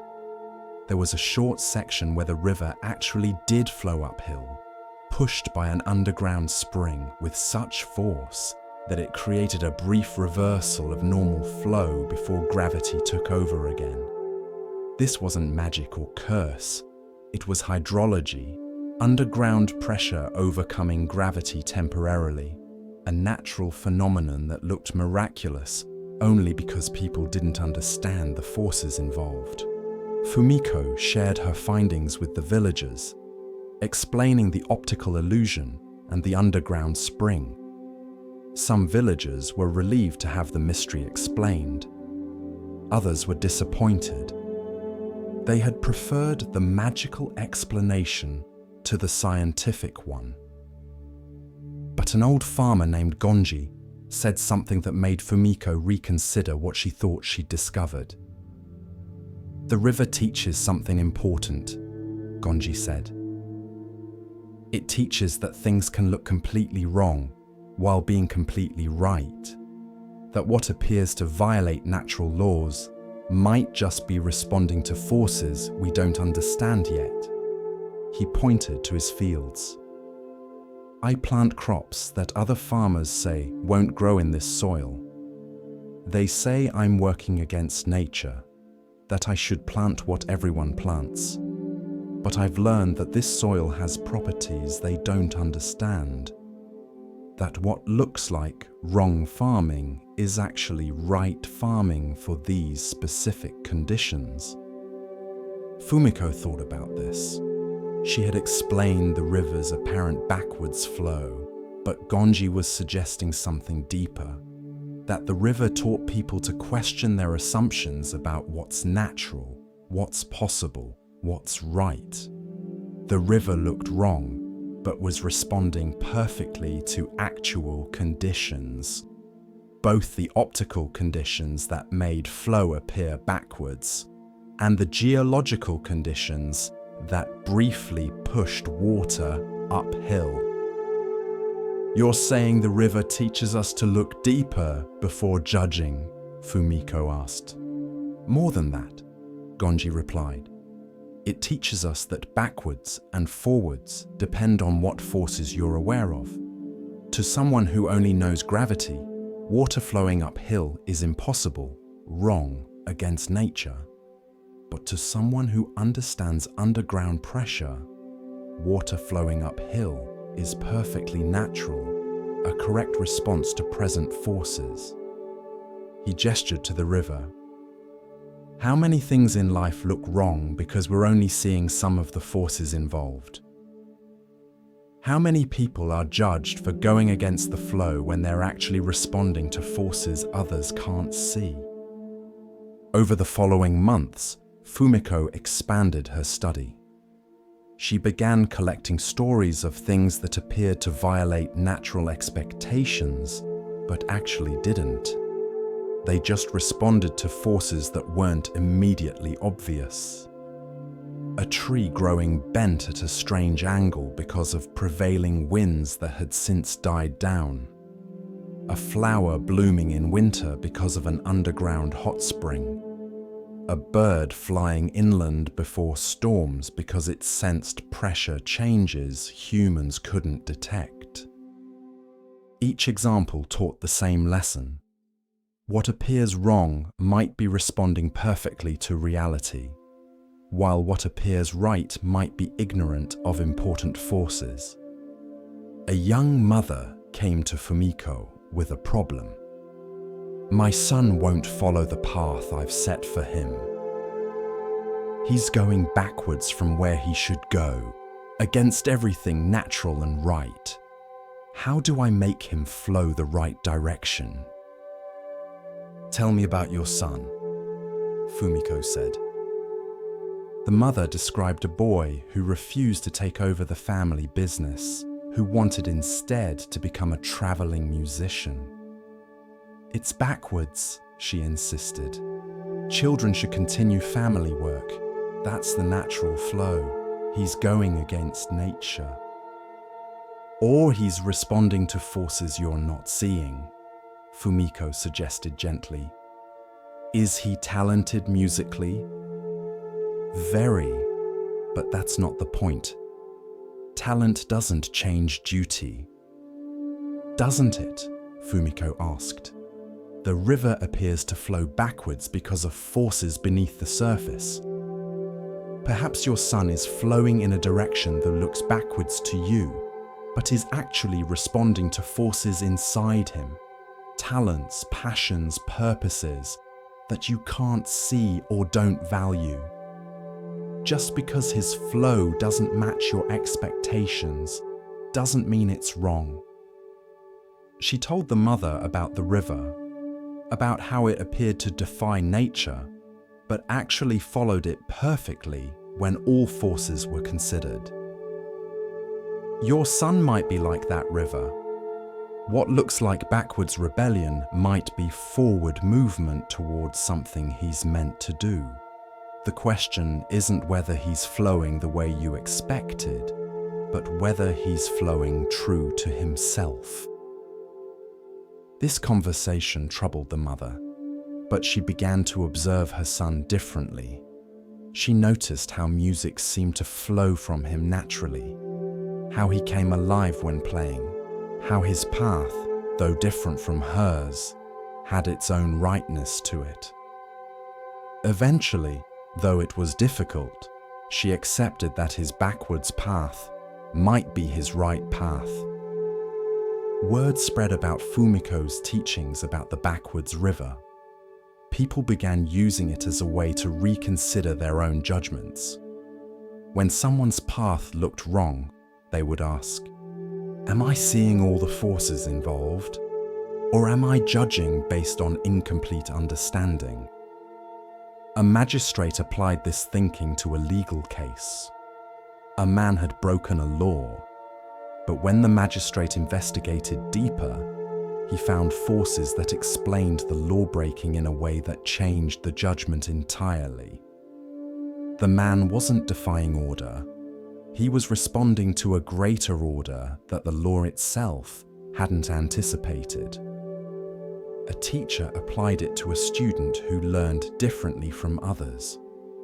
Instead of judging the student as backwards or wrong, the teacher looked for the forces, the different cognitive patterns, the unique intelligences that made the student's apparently backwards approach actually forward for him.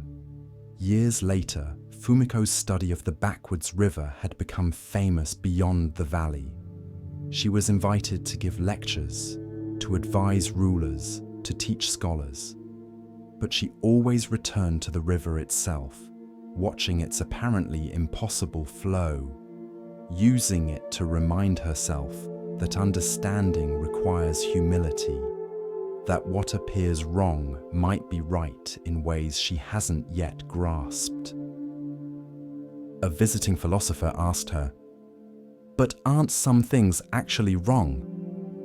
Doesn't your river teaching lead to excusing everything, to saying nothing is really backwards because we just don't understand the forces?" "No," Fumiko replied carefully.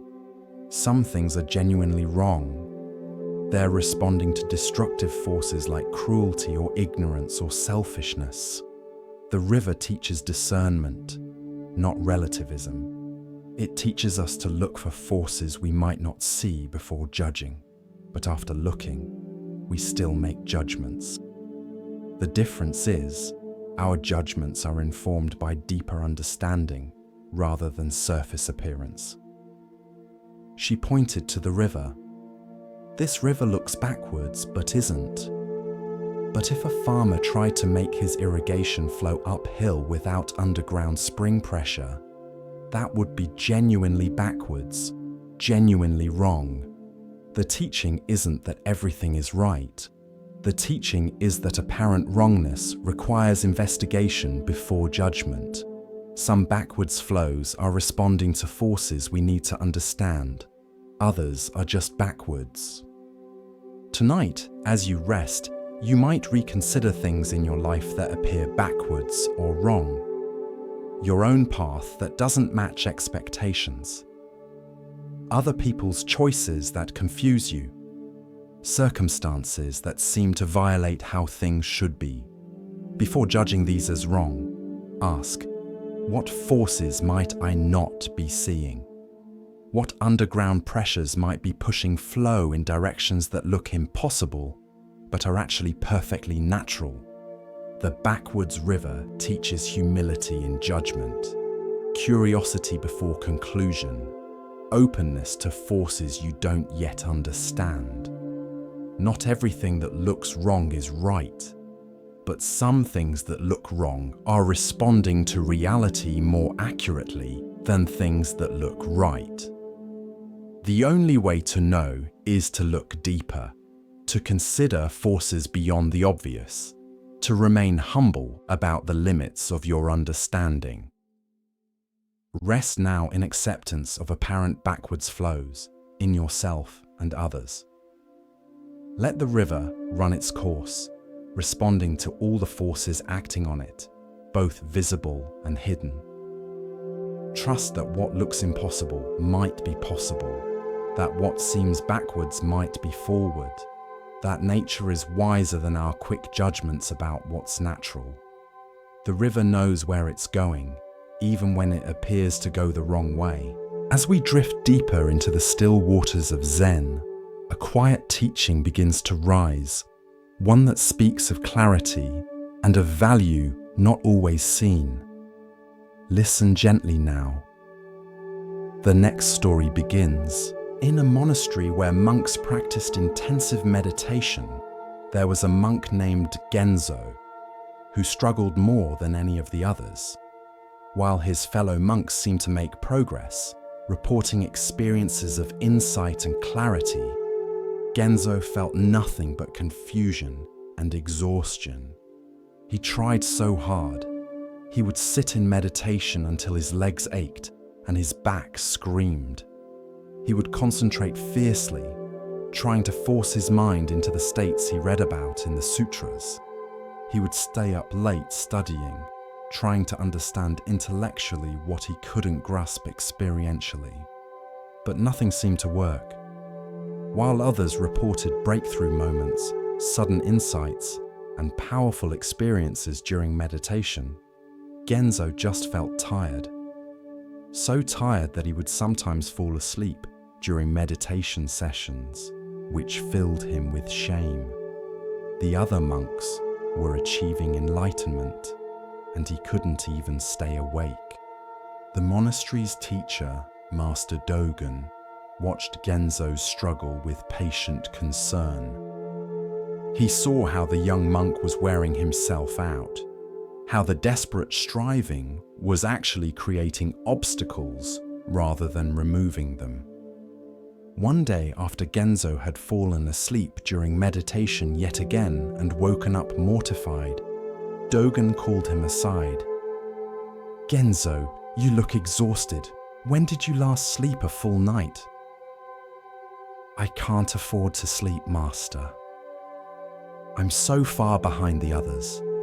I need to practice more, not less." "Go to your room and sleep," Dogen said gently. "That's not a suggestion. It's an instruction. Sleep for as long as your body needs." Genzo was confused but obedient. He went to his room, lay down, and immediately fell into the deepest sleep he'd had in months. He slept through the afternoon, through the evening meditation, through the night, and into the next morning. When he finally woke, something was different. He couldn't name what had changed, but the world looked somehow clearer. The desperate striving that had consumed him was just gone. He felt a quietness inside that he'd never experienced before. He went to find Dogen, unsure what to say about this strange shift. "Master, something happened while I slept, but I don't know what.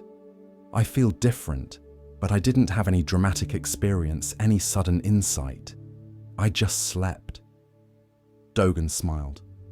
"And in that sleep, you let go of trying. You let go of the desperate effort to achieve enlightenment.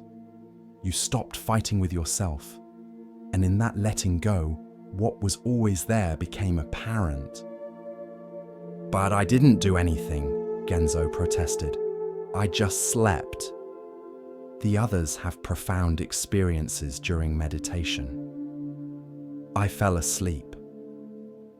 "Enlightenment isn't always dramatic," Dogen explained. "Sometimes it's quiet. Sometimes it comes not through effort, but through the cessation of effort. You've been trying so hard to wake up that you couldn't see you were already awake. You needed to sleep, to let go, to stop trying, for what's always been true to become obvious." Over the following days, Genzo noticed that the peace hadn't left him. It wasn't a dramatic altered state. It was more like a background quietness, a sense of okayness that didn't depend on circumstances. The desperate seeking was gone, not because he had found what he was looking for, but because he had realized he'd never lost it. Other monks asked him what had happened. "Did you have a breakthrough, a sudden awakening?" "I don't know," Genzo replied honestly. "I just slept. And when I woke up, something had shifted. But it wasn't like lightning striking. It was more like clouds clearing and realizing the sky had been there all along." Master Dogen used Genzo's experience to teach others. Many of you are waiting for dramatic enlightenment experiences. Thunder and lightning, profound insights, altered states. But enlightenment is often more subtle than that. It's the quiet recognition of what's always been true. It's the simple shift from trying to be at peace to noticing the peace that's already here. Years later, when Genzo told his story to students, he would laugh at his younger self. I was trying so hard to wake up that I exhausted myself. I thought enlightenment was something to achieve through effort. But sometimes you have to stop trying to wake up and just let yourself sleep. Sometimes awakening comes through the door you're not watching. Tonight, stop trying so hard. Stop striving for perfect meditation or ideal relaxation or correct rest. Stop watching for enlightenment or breakthroughs or special experiences. Just sleep. Just let go. Just be tired and allow yourself rest without judgment. What you're seeking might come not through your effort, but through your willingness to stop efforting and simply be. Sleep through your own awakening if you must. It will be there when you wake. There was a devoted student named Akiko who studied with a Zen master for many years. She took meticulous notes on every teaching, every conversation, every insight that arose during her practice. Her room was filled with journals and scrolls, a massive accumulation of written wisdom that she treasured as proof of her learning. She would often review her notes, rereading old insights, checking her understanding against what she had written. The notes gave her a sense of security, a feeling that she was capturing and keeping the teachings, making sure nothing was lost. One day, her master, a woman named Mumon, came to Akiko's room and looked at the mountains of notes with a frown. "What is all this?" "My notes," Akiko said proudly. "Everything you've taught me over 5 years. Every koan we've discussed. Every meditation instruction. All preserved here." "Preserved?" Mumon repeated thoughtfully. "Like pickled vegetables?" Akiko laughed at the comparison. "Something like that, so I can return to these teachings whenever I need them." "Show me your understanding of the teaching we discussed yesterday," Mumon said. Akiko reached for her most recent journal and began reading her notes. Mumon stopped her. "Not what you wrote. Your understanding, without the notes." Akiko tried to explain the teaching from memory, but found she couldn't. Her mind kept trying to recall what she had written, rather than expressing what she actually understood.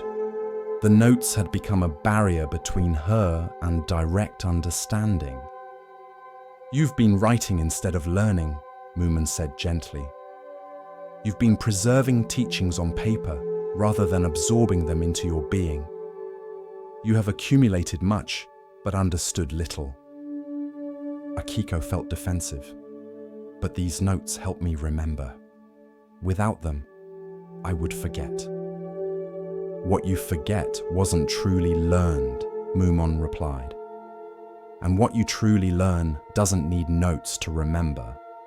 Knowledge that lives only on paper is dead knowledge. It has to live in you to be real knowledge." She picked up one of Akiko's journals and read a passage about meditation. "Do you remember writing this?" "Yes, from 3 years ago. You were teaching about working with a restless mind." "And do you work with a restless mind this way?" Mumon asked. Akiko realized she didn't. She had written the teaching down, but never actually integrated it into her practice. The notes gave her the illusion of learning without the reality of it. Mumon set down the journal. "Tonight, I want you to burn all these notes. What? No. These represent years of work. These represent years of writing. That's not the same as years of learning. Burn them. If the teachings took root in you, they'll survive the burning. If they didn't, then keeping the notes is just a way of avoiding that truth. Akiko spent a sleepless night agonizing over this instruction. Her notes felt like treasures, like her spiritual wealth accumulated over the years. But she trusted Mumon, so the next evening she built a fire and with trembling hands began feeding her journals to the flames. As each notebook burned, she felt panic and loss, years of writing disappearing into smoke and ash. But she continued, page by page, until everything was gone. She sat looking at the ashes, feeling empty and devastated. The next morning, Mumon asked her to explain a teaching from 2 years ago. Without her notes to consult, Akiko had to reach for what she actually remembered, what had actually integrated into her understanding.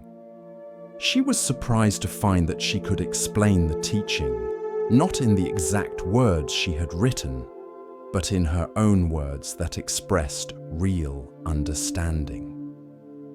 "You see," Mumon said, "what truly became part of you survived the burning. What was only on paper is gone, but it was already gone in the sense that it wasn't really yours.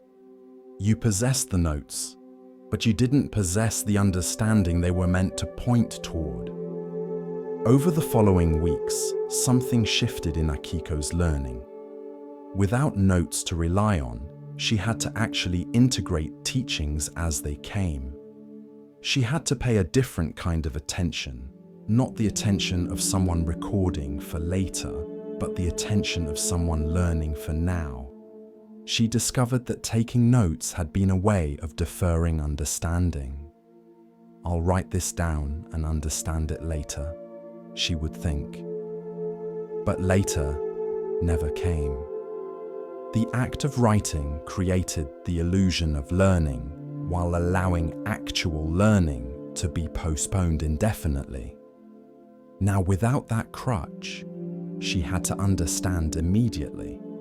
She had to ask questions in the moment rather than writing down words to puzzle over later.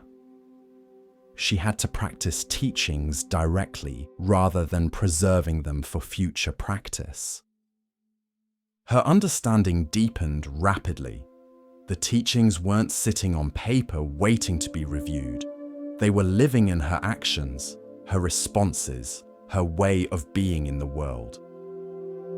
"Why did you have me burn the notes?" Akiko asked Mumon one day. "Was it to punish me for relying on them?" "Not punishment," Mumon replied. "Liberation. You were carrying a library but not living the teachings. The notes made you feel like a good student, like you were capturing and preserving wisdom. But actually, they were preventing you from being transformed by that wisdom. You were collecting teachings like butterflies in a jar, beautiful but dead, instead of learning to fly." She looked at Akiko directly. The teachings aren't meant to be possessed.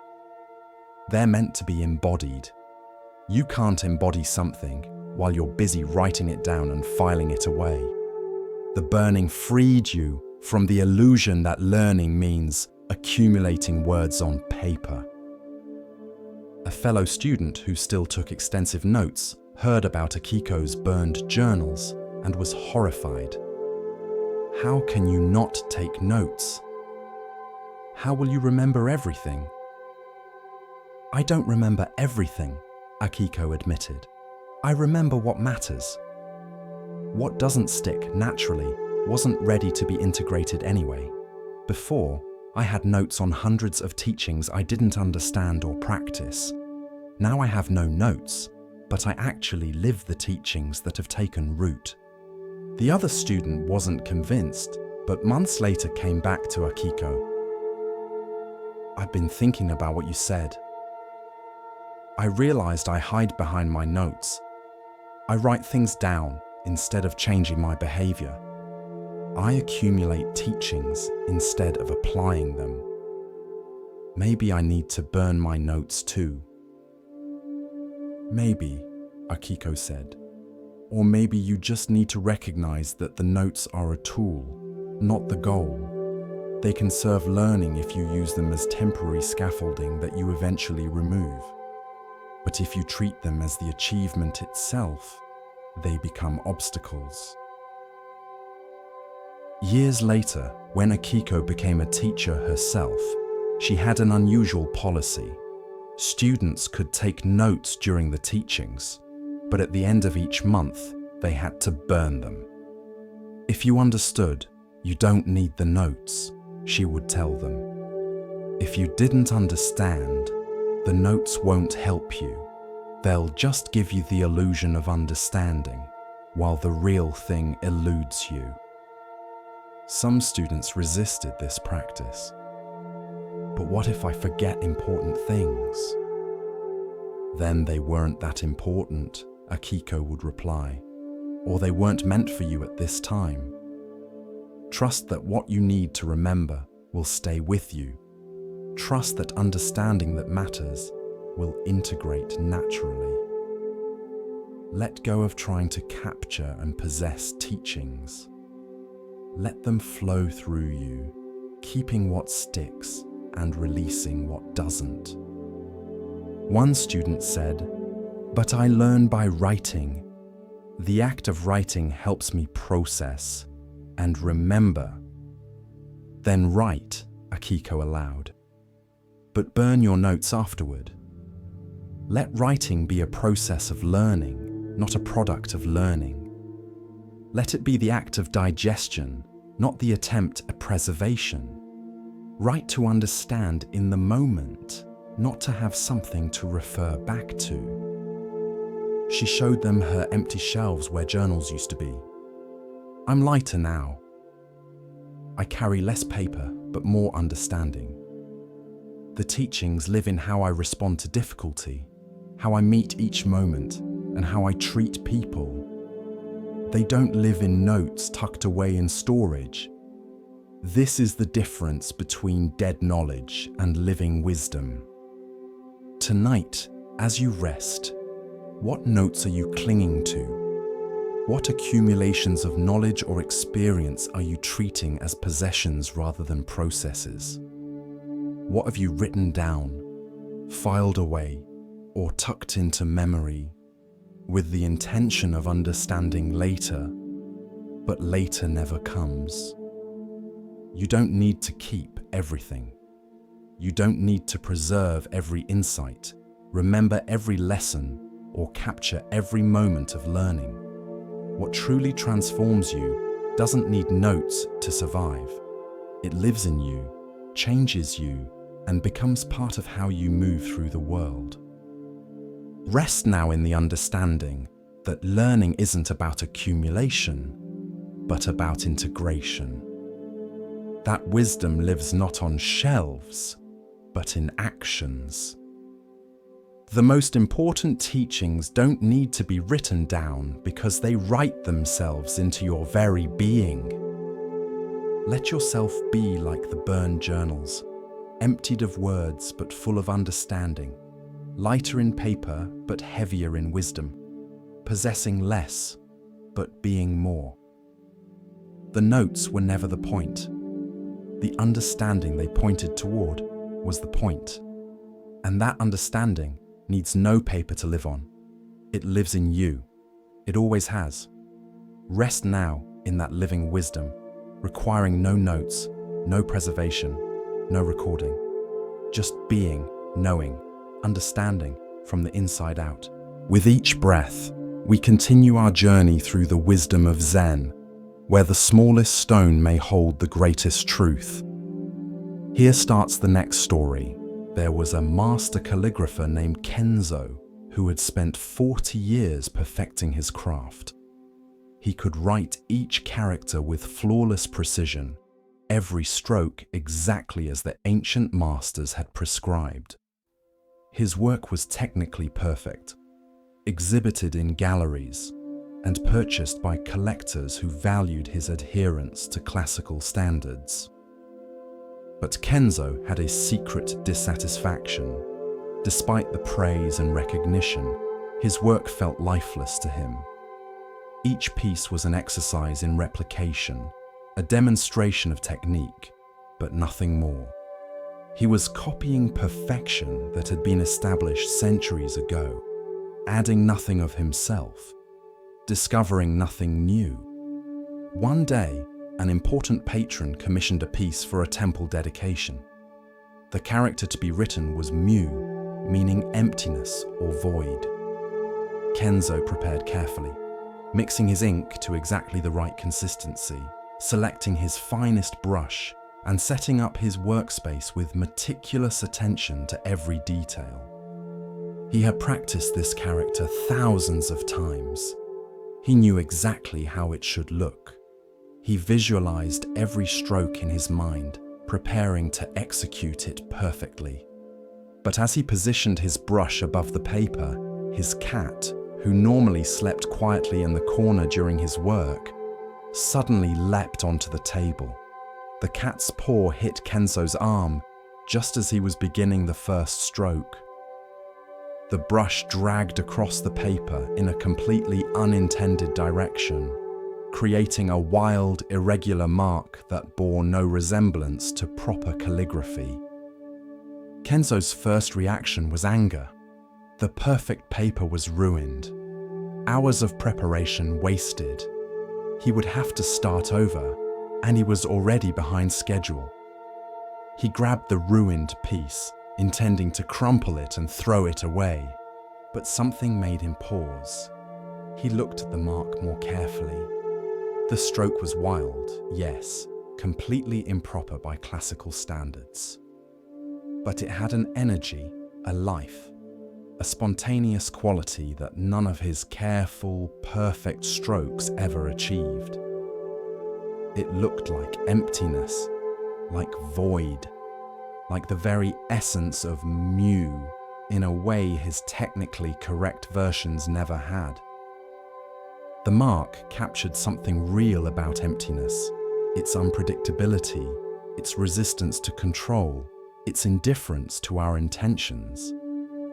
His planned perfect versions had been illustrations of the concept. This accidental mark was somehow the thing itself. Kenzo sat staring at this mistake for over an hour. Finally, he decided to build the rest of the character around it, incorporating the wild stroke instead of starting over. The final piece was unlike anything he had ever created. It combined his technical skill with this element of pure accident, planned mastery with unplanned spontaneity. When he delivered the piece to his patron, he apologized. "I must confess, this isn't what I planned." My cat interfered, and the first stroke went completely wrong. I tried to salvage the piece, but it's not traditional calligraphy. I understand if you want me to create a new one. The patron studied the work in silence for a long time. Finally, he said, "This is the finest piece you've ever created." "But it's wrong," Kenzo protested. "The first stroke violates every principle of proper form." "It's alive," the patron replied. "Your other work is beautiful, technically flawless, but it's like looking at a preserved flower. This piece is like seeing a flower growing wild. It has breath in it, spontaneity, the quality of something happening right now rather than being carefully reconstructed from the past." He hung the piece in the temple, and people came from across the region to see it. Other calligraphers studied it, trying to understand how Kenzo had achieved such vitality. Some tried to recreate the effect by deliberately making mistakes, but these forced accidents never had the same quality. The life in Kenzo's piece came from the genuineness of the accident, not from calculated imperfection. A Zen master who viewed the piece said to Kenzo, "Your cat understood something you had forgotten, that true art comes from responding to the moment, not from executing a plan. For 40 years, you've been copying the past. In one moment of accident, you created something present." "But I can't plan accidents," Kenzo said. "I can't make this happen deliberately." "Exactly," the master replied. "That's why it worked. Your planning mind, your control, your perfection, all of that had to be interrupted for something real to emerge. The cat was your teacher." From that day forward, Kenzo's approach to calligraphy changed. He still practiced technique, still maintained his skills, but he stopped trying to control every aspect of the outcome. He began leaving space for accident, for the unexpected, for the moment to contribute its own wisdom. Sometimes he would start a piece without complete preparation, letting the consistency of the ink vary, allowing the paper to be slightly wrinkled, welcoming small imperfections. Sometimes he would work faster than was comfortable, not giving himself time to calculate every movement. Sometimes he would deliberately do something unusual, breaking a rule to see what would happen. Not every piece succeeded. Many experiments failed, but the successful pieces had a quality his earlier perfect work had lacked: presence, immediacy, life. They felt like they were happening rather than being displayed. They invited the viewer into an experience rather than presenting a completed achievement. Other calligraphers criticized this departure from classical standards. "Kenzo has abandoned proper technique," they said. "He's making mistakes deliberately." This isn't true calligraphy. But Kenzo understood something they didn't. Technique wasn't being abandoned, it was being liberated. He had spent 40 years building technical mastery. Now he was learning what to do with that mastery, not to control and perfect, but to create conditions where truth could emerge spontaneously. "The technique serves spontaneity," he would tell students. "You practice until the movements are natural, until you don't have to think about them. Then you let go of trying to be perfect and allow something real to happen. The years of practice give you the skills. The letting go gives you the art." One student asked, "But how do you know when to let go? How do you know when you've practiced enough?" "You don't," Kenzo admitted. "I practiced for 40 years before my cat taught me to let go. Maybe that was too long. Maybe it wasn't long enough. The point isn't reaching some perfect amount of preparation. The point is remaining open to the moment when control needs to give way to spontaneity." He showed the student his temple piece with its wild first stroke. "I could never recreate this exactly. I could make similar pieces, but this particular mark came from this particular moment of accident." That's what makes it true. It's not a reproducible technique. It's a response to what actually happened. Years later, when Kenzo was old, he was asked to demonstrate calligraphy for the emperor. It was considered a great honor. Most calligraphers prepared extensively for such occasions, practicing for weeks to ensure a perfect demonstration. Kenzo prepared differently. He practiced just enough to be warmed up, then went to the demonstration with no fixed plan. He would respond to the moment, to the energy in the room, to whatever impulse arose. It was terrifying and exhilarating. As he stood before the emperor with brush and paper, he felt all his years of perfect control wanting to take over. The safe thing would be to execute a flawless classical piece. But instead, he paused, breathed, and let go of control. What emerged was neither perfectly planned nor completely accidental. It was something in between: technique meeting moment, skill dancing with spontaneity, the practiced hand responding to the unpracticed impulse. The character he created had both mastery and wildness, both tradition and innovation. When he finished, the emperor was silent for a moment, then said, "I have seen many demonstrations of perfect technique. This is the first time I've seen calligraphy that felt alive. Tonight, as you rest, you might consider where you're over-controlling, over-planning, and trying to perfect everything before you act. What would happen if you made space for accident, for spontaneity, for the moment to contribute its own wisdom? What if your careful plans are actually preventing something more true from emerging?" The perfect mistake teaches that life isn't lived according to plan.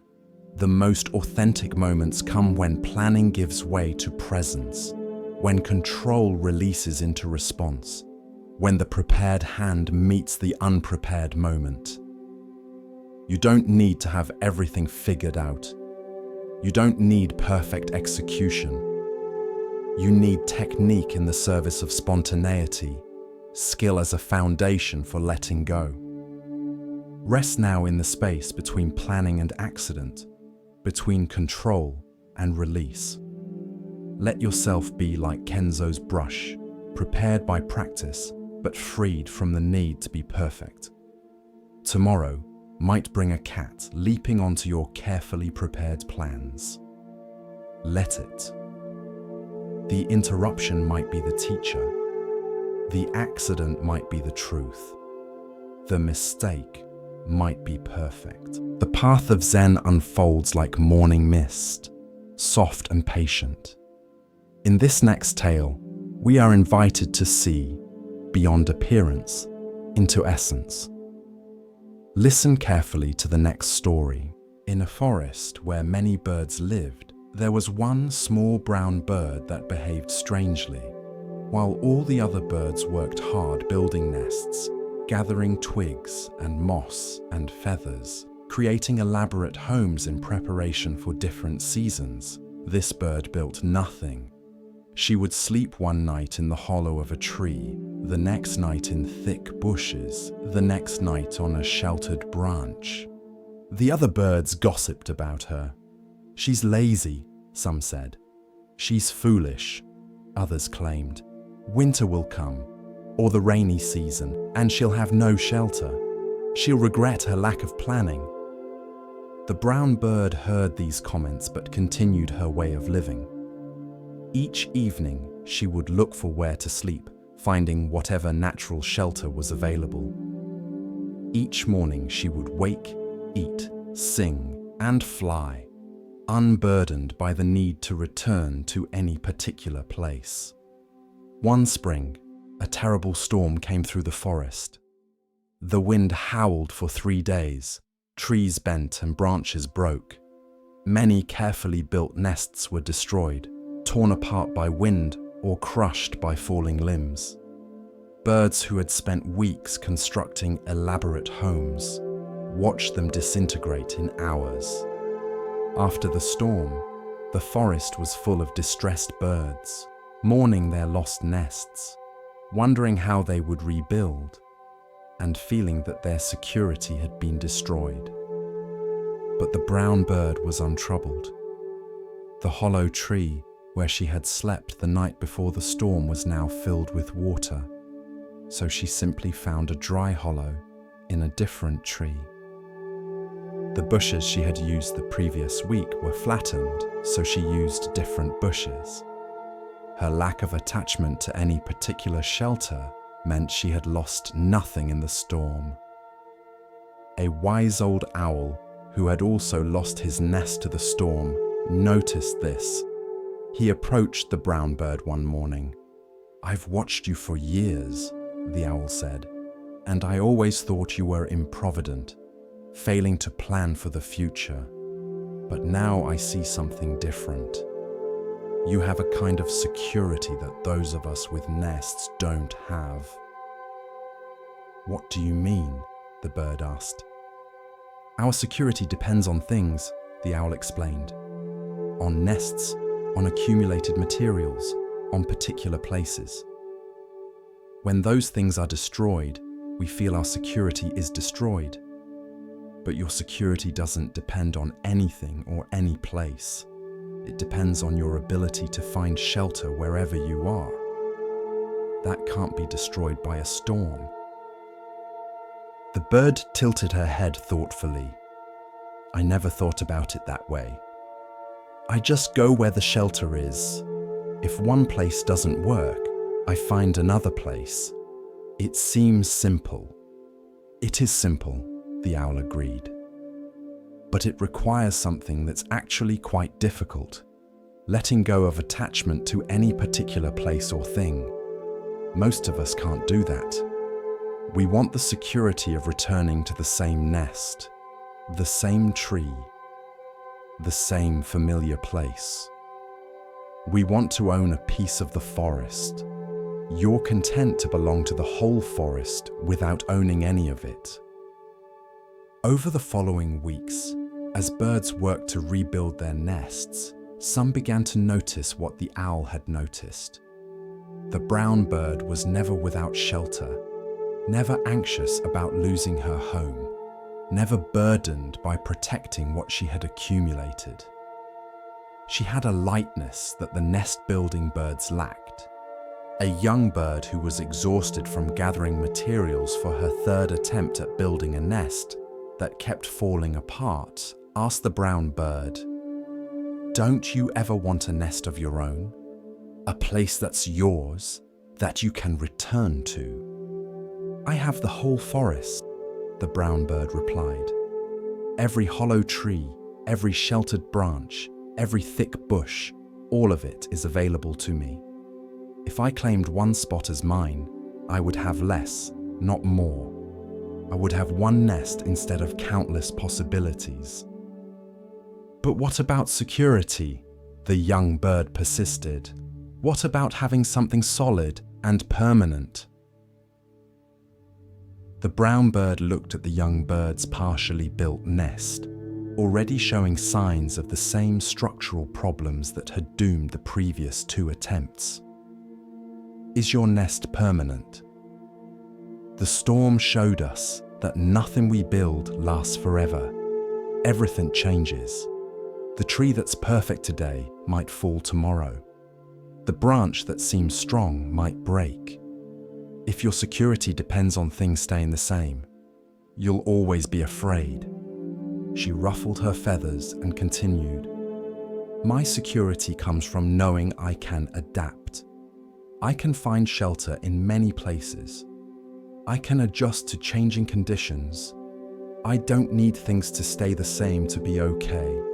That's a kind of security that storms can't destroy." A monk who lived near the forest and fed the birds sometimes would observe them. He heard other humans talk about the brown bird, calling her the foolish one who didn't plan. But he saw something different. "That bird understands Wu Wei," he told visitors. "She flows with circumstances instead of trying to control them. She works with what is instead of clinging to what was. The other birds work very hard to create security, but their security is brittle because it depends on things staying the same. Her security is flexible because it depends on her ability to work with change." He would point to human lives too. We're like the nest-building birds. We accumulate possessions, thinking they'll make us secure. We cling to jobs, relationships, identities, thinking that if we can just keep things from changing, we'll be safe. But everything changes. The storm always comes eventually. And when it does, all that accumulated security can vanish in a day. People would ask him, so should we not plan? Not build, not try to create stability. Build if you want to build, he would reply. Plan if you want to plan. But hold it all lightly. Don't let your security depend on things remaining unchanged. Develop the brown bird skill, the ability to find shelter in new circumstances, to adapt to change, to let go of what's gone and work with what's here. That's real security, not having a nest, having the ability to live without one. Some listeners understood this teaching. They began to hold their possessions more lightly, to see their homes as temporary shelters rather than permanent fortresses, to develop skills and relationships and inner resources that could adapt to changing circumstances rather than relying on things staying the same. Others couldn't hear it. They kept building bigger nests, acquiring more stuff, trying to make themselves so secure that change couldn't touch them. And then they would suffer greatly when the inevitable storms came. The brown bird lived many years in her nestless way. When she finally died, peacefully in a hollow log during a quiet night, the forest birds gathered to remember her. Even the birds who had once mocked her improvidence now spoke of her with respect. She taught us something important, the old owl said. That true security doesn't come from having much, but from needing little. Not from keeping things the same, but from flowing with change. Not from attachment to place, but from being at home everywhere. Tonight, as you rest, you might consider your own nests. What are you clinging to, thinking it will keep you secure? What are you afraid to lose, believing that losing it would destroy your safety? What if real security came not from accumulating and protecting, but from developing the ability to adapt, to let go, to find shelter in new circumstances? You don't need to own peace to experience it. You don't need to build happiness to feel it. You don't need to nest in any particular circumstance to be okay. Like the brown bird, you can be at home in the whole forest of life, finding rest wherever you are, secure not in things staying the same, but in your to flow with whatever comes. Let go of your nest tonight. You don't need it to rest. The whole forest is yours. Every moment offers shelter if you're not too attached to the shelter of the previous moment. Rest in change. Rest in uncertainty.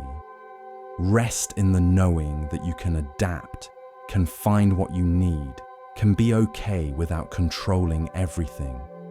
That's real security. And it's lighter than any nest could ever be. There was a calligrapher named Setsuko who took great pride in her work. She would spend hours creating each character, each stroke perfect, each piece a work of art that she expected would last for generations. One day, she acquired a special ink that a merchant had brought from a distant province. The ink created beautiful deep blacks and flowed perfectly from her brush. But she soon discovered it had an unusual property. It never fully dried. Even days after she had finished a piece, the ink remained slightly wet. If you touched it, even carefully, it would smudge. At first, Setsuko was furious. She couldn't sell work that would smudge.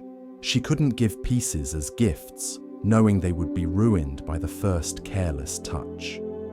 All her effort was going into work that couldn't be preserved. She tried everything to make the ink dry properly, but nothing worked. Finally, in frustration, she went to the merchant who had sold it to her, demanding her money back. The merchant looked surprised. But that's the nature of this ink. I told you it was special. Special? It's defective. It won't dry. Exactly, the merchant said. It's teaching ink. It reminds you that nothing you create is permanent. Your beautiful calligraphy will eventually fade, whether from age or damage or fire. This ink just makes the impermanence more obvious. Setsuko went home angry, but she couldn't stop thinking about the merchant's words. Everything she created would eventually be destroyed. The ink that wouldn't dry was just being honest about what was true of all her work. She began to approach her calligraphy differently. Instead of creating pieces meant to last forever, she started creating pieces meant for the moment. She would write on large papers and hang them in her studio, knowing they would slowly smudge and blur over time. She found this liberating. Each piece was perfect for now, and its eventual deterioration was part of its nature, not a tragedy. She began inviting people to come and breathe near her work, to let their breath slowly alter the still wet ink. The pieces became collaborations with time and circumstance, always changing, never fixed. I was trying to create permanent beauty, she told a student, but permanence doesn't exist. Everything changes. This ink taught me to make peace with that, to create beauty that's beautiful right now, without needing it to last forever. Tonight, what are you trying to make permanent that was always meant to change? What are you clinging to as if you could freeze it in time? Everything you love, everything you create, everything you are, it's all like ink that won't quite dry. Always shifting, always changing, always vulnerable to smudging. This isn't a tragedy. It's just the nature of existence. Let go of needing things to be permanent. Enjoy them while they're here. Create them knowing they'll change. Love them knowing they'll pass. The impermanence isn't the problem. Your fight against impermanence is. Rest now in the acceptance that nothing lasts forever, and that's what makes this moment precious. In the hush of understanding, Zen offers us another glimpse of what it means to recognize worth not by weight or shine, but by presence. Here starts the next story. In a temple nestled among bamboo groves, there burned a single candle that had been lit from a flame kept burning for 300 years. Each night, the temple keeper would light a new candle from the old one before it burned down completely, ensuring the ancient flame continued without interruption. The current temple keeper was a young monk named Daichi who had inherited this duty from his teacher. Each evening, he would perform the ritual mechanically, barely paying attention. Light the new candle, let the old one burn out, and return to his other tasks. It seemed like such a simple, repetitive chore. One evening, as Daichi prepared to light the new candle from the old, his teacher appeared beside him. "Watch the flame," his teacher said quietly. Daichi watched. The candle had burned nearly to its base. The flame flickered, small and delicate, drawing on the last of the wax. "This flame has only moments left," his teacher continued. "Soon it will go out. Does knowing this change how you see it?" Daichi looked more carefully. The flame seemed somehow more beautiful now, more precious. Each flicker felt significant, knowing there were only a few left. "All things are like this candle," his teacher said. "Every moment is burning down. Every conversation is closer to its end. Every day of your life is drawing on a finite supply. But we forget this. We act as if we have unlimited time, unlimited candles, unlimited moments, so we waste them. We don't pay attention. We think there will always be another chance. He gestured to the dying flame. But this candle knows differently. It burns fully, completely, holding nothing back, because it has nothing to hold back for. It gives all its light right now, not saving some for later, because there is no later. This is its teaching. The old candle burned down to nothing. The flame vanished. Daiichi lit the new candle, transferring the ancient fire. "That flame you just saw will never exist again," his teacher said. "That particular dance of light and heat is gone forever. You witnessed its final moments. Did you honor them? Did you see them fully? Or were you already thinking about the next candle?" From that evening forward, Daiichi's relationship with the nightly ritual changed completely. He began to watch each candle burn with full attention. He noticed how each flame was unique, how it moved differently, how the light it cast created particular shadows that would never be exactly recreated. He began to see that everything in his life was like the candle. His conversations with the other monks were burning down toward their eventual end. His time in this temple was limited.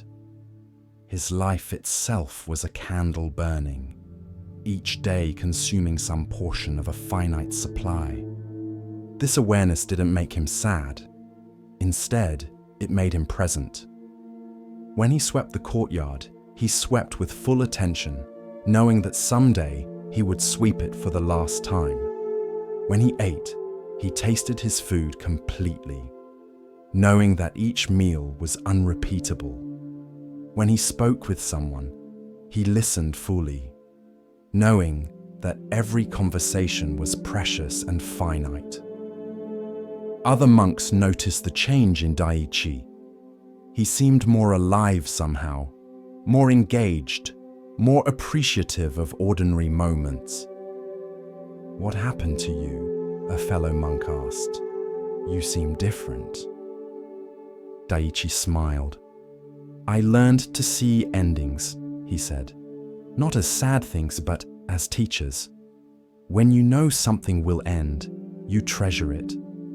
When you remember you're burning down like a candle, you stop saving your light for later and burn fully now." Years later, when Daiichi became the head teacher of the temple, he would bring students to witness the nightly lighting of the candles.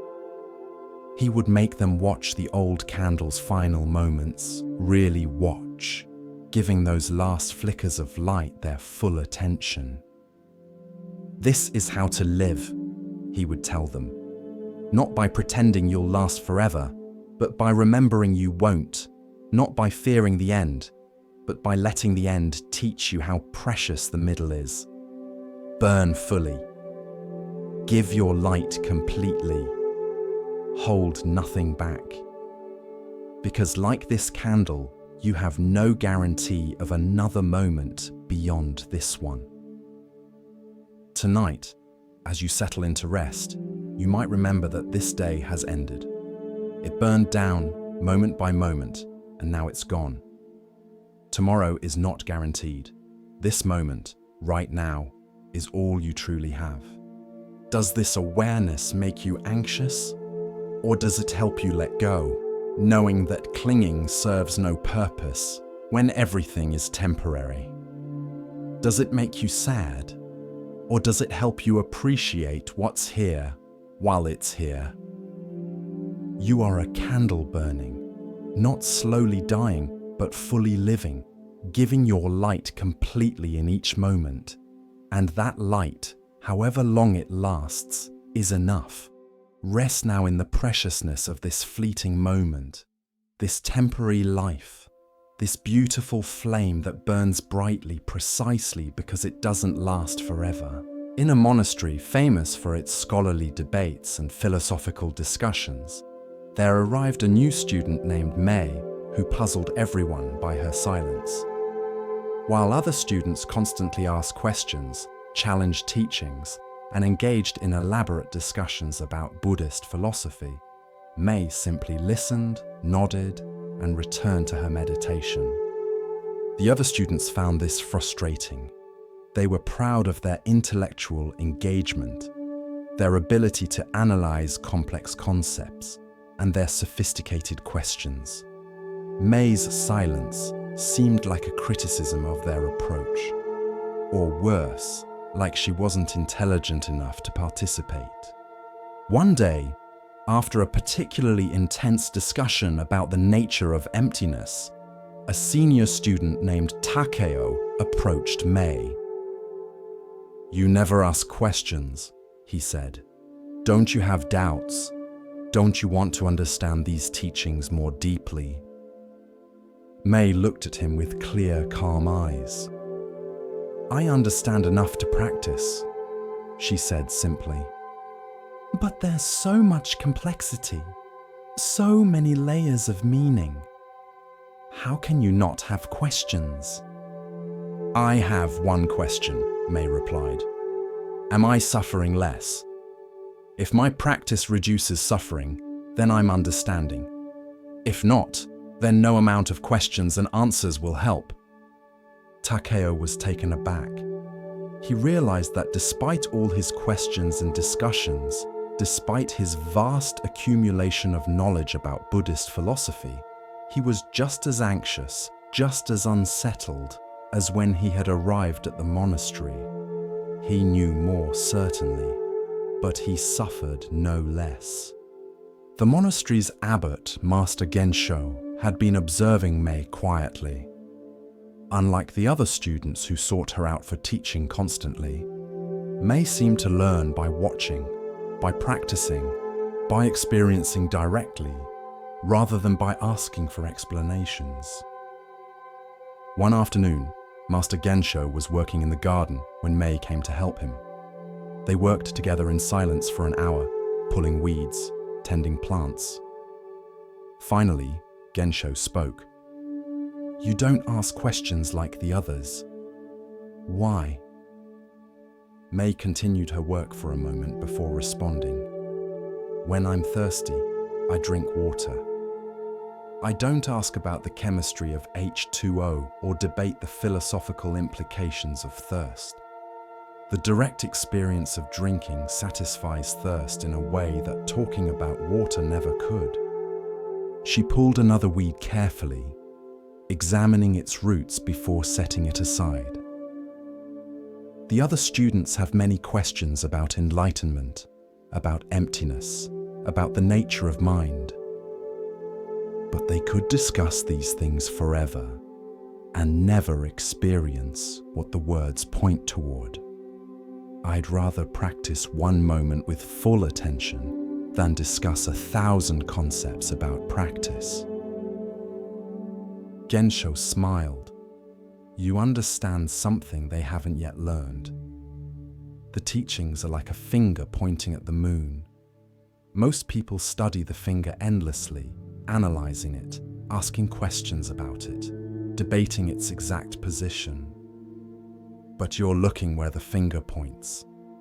May nodded. "I watch you," she said simply. "The way you move through the garden with full attention. The way you respond to people with presence rather than scripted wisdom. The way you sit in meditation without strain or performance. These teach me more than any discussion could." "What have you learned by watching?" Gensho asked. "That peace doesn't come from understanding everything intellectually. It comes from being fully present to what is. That wisdom isn't accumulated knowledge but direct seeing. That the questions that seem so important eventually dissolve when you stop feeding them with attention and instead simply practice." She paused in her work, looking at the master directly. "The other students ask you hundreds of questions. I have only one. Am I doing the practice correctly? And your answer is in how you nod or don't nod when you see me sitting. That's all I need. Over the following years, something interesting happened. The students who had asked the most questions, who had engaged in the most elaborate discussions, often left the monastery still searching, still unsatisfied, still believing that the answer was in some concept they hadn't yet grasped. But May stayed, and her practice deepened. She didn't become a great scholar or a famous teacher, but people noticed a quality in her presence, a settledness that comes from direct understanding rather than intellectual knowledge. When Master Gensho became too old to teach, he surprised everyone by naming May as his successor. The scholarly students were bewildered. She had never demonstrated vast knowledge or sophisticated understanding. She had barely spoken in all her years at the monastery. At the ceremony, one bold student asked, "Master May, you never asked questions like we did. You never engaged in the discussions and debates that we thought were so important. Why should you lead us?" May looked at the gathered students with gentle eyes. "You learned about Buddhism," she said quietly. "I learned Buddhism. There's a difference." She picked up a cup of water. If you're thirsty, and someone describes water to you in elaborate detail, explains its molecular structure, debates its philosophical significance, are you satisfied, or do you need to drink? She drank from the cup, then set it down. "For years you've been studying descriptions of water while remaining thirsty. I just drank. Not because I'm smarter or better, but because I stopped believing that understanding the description was the same as tasting the reality." She looked around at them all. "You can stay here and continue to ask questions if you wish. Questions are not wrong. Discussion is not wrong. But eventually, you might notice that the mind that asks endless questions is avoiding the practice that would make the questions unnecessary. Eventually, you might discover that some things can only be understood by direct experience, not by intellectual analysis." One student asked, "But how do we know if we're practicing correctly if we don't ask questions?" "Practice and watch what happens," May replied. "Are you kinder? Are you more patient? Are you suffering less? Is there more peace in your heart? These are not things you know by asking questions. These are things you know by looking honestly at your own experience." She stood to leave, then paused. "I'll tell you one more thing I learned by not asking questions. When your mind is quiet, when it's not constantly generating inquiries and debates and analysis, you can hear something deeper. You can hear the teaching that's always present, that doesn't need words, that comes from direct contact with reality itself. That's the teaching I chose to listen to." Tonight, as you rest, you might notice your own questioning mind. How many questions are running through your thoughts? Questions about tomorrow, about your life, about whether you're doing things right, about what it all means. What would happen if you let those questions rest for these hours of sleep? What if, instead of asking and analyzing and trying to figure everything out, you experience this moment directly? You don't need to understand everything to rest. You don't need to have all the answers to be at peace right now. Sometimes the wisest response to life's complexity is not another question, but a quiet presence. Not more analysis, but more direct experiencing. Not more words, but more silence in which to hear what words can never say. Let your questions burn themselves out tonight. Let your seeking mind rest. And in that rest, you might discover what may be discovered. That direct experience often teaches what endless inquiry never can. As the lantern of awareness glows a little brighter, we come to a tale about seeing with more than the eyes. Let the stillness guide you now, and listen carefully to the next story.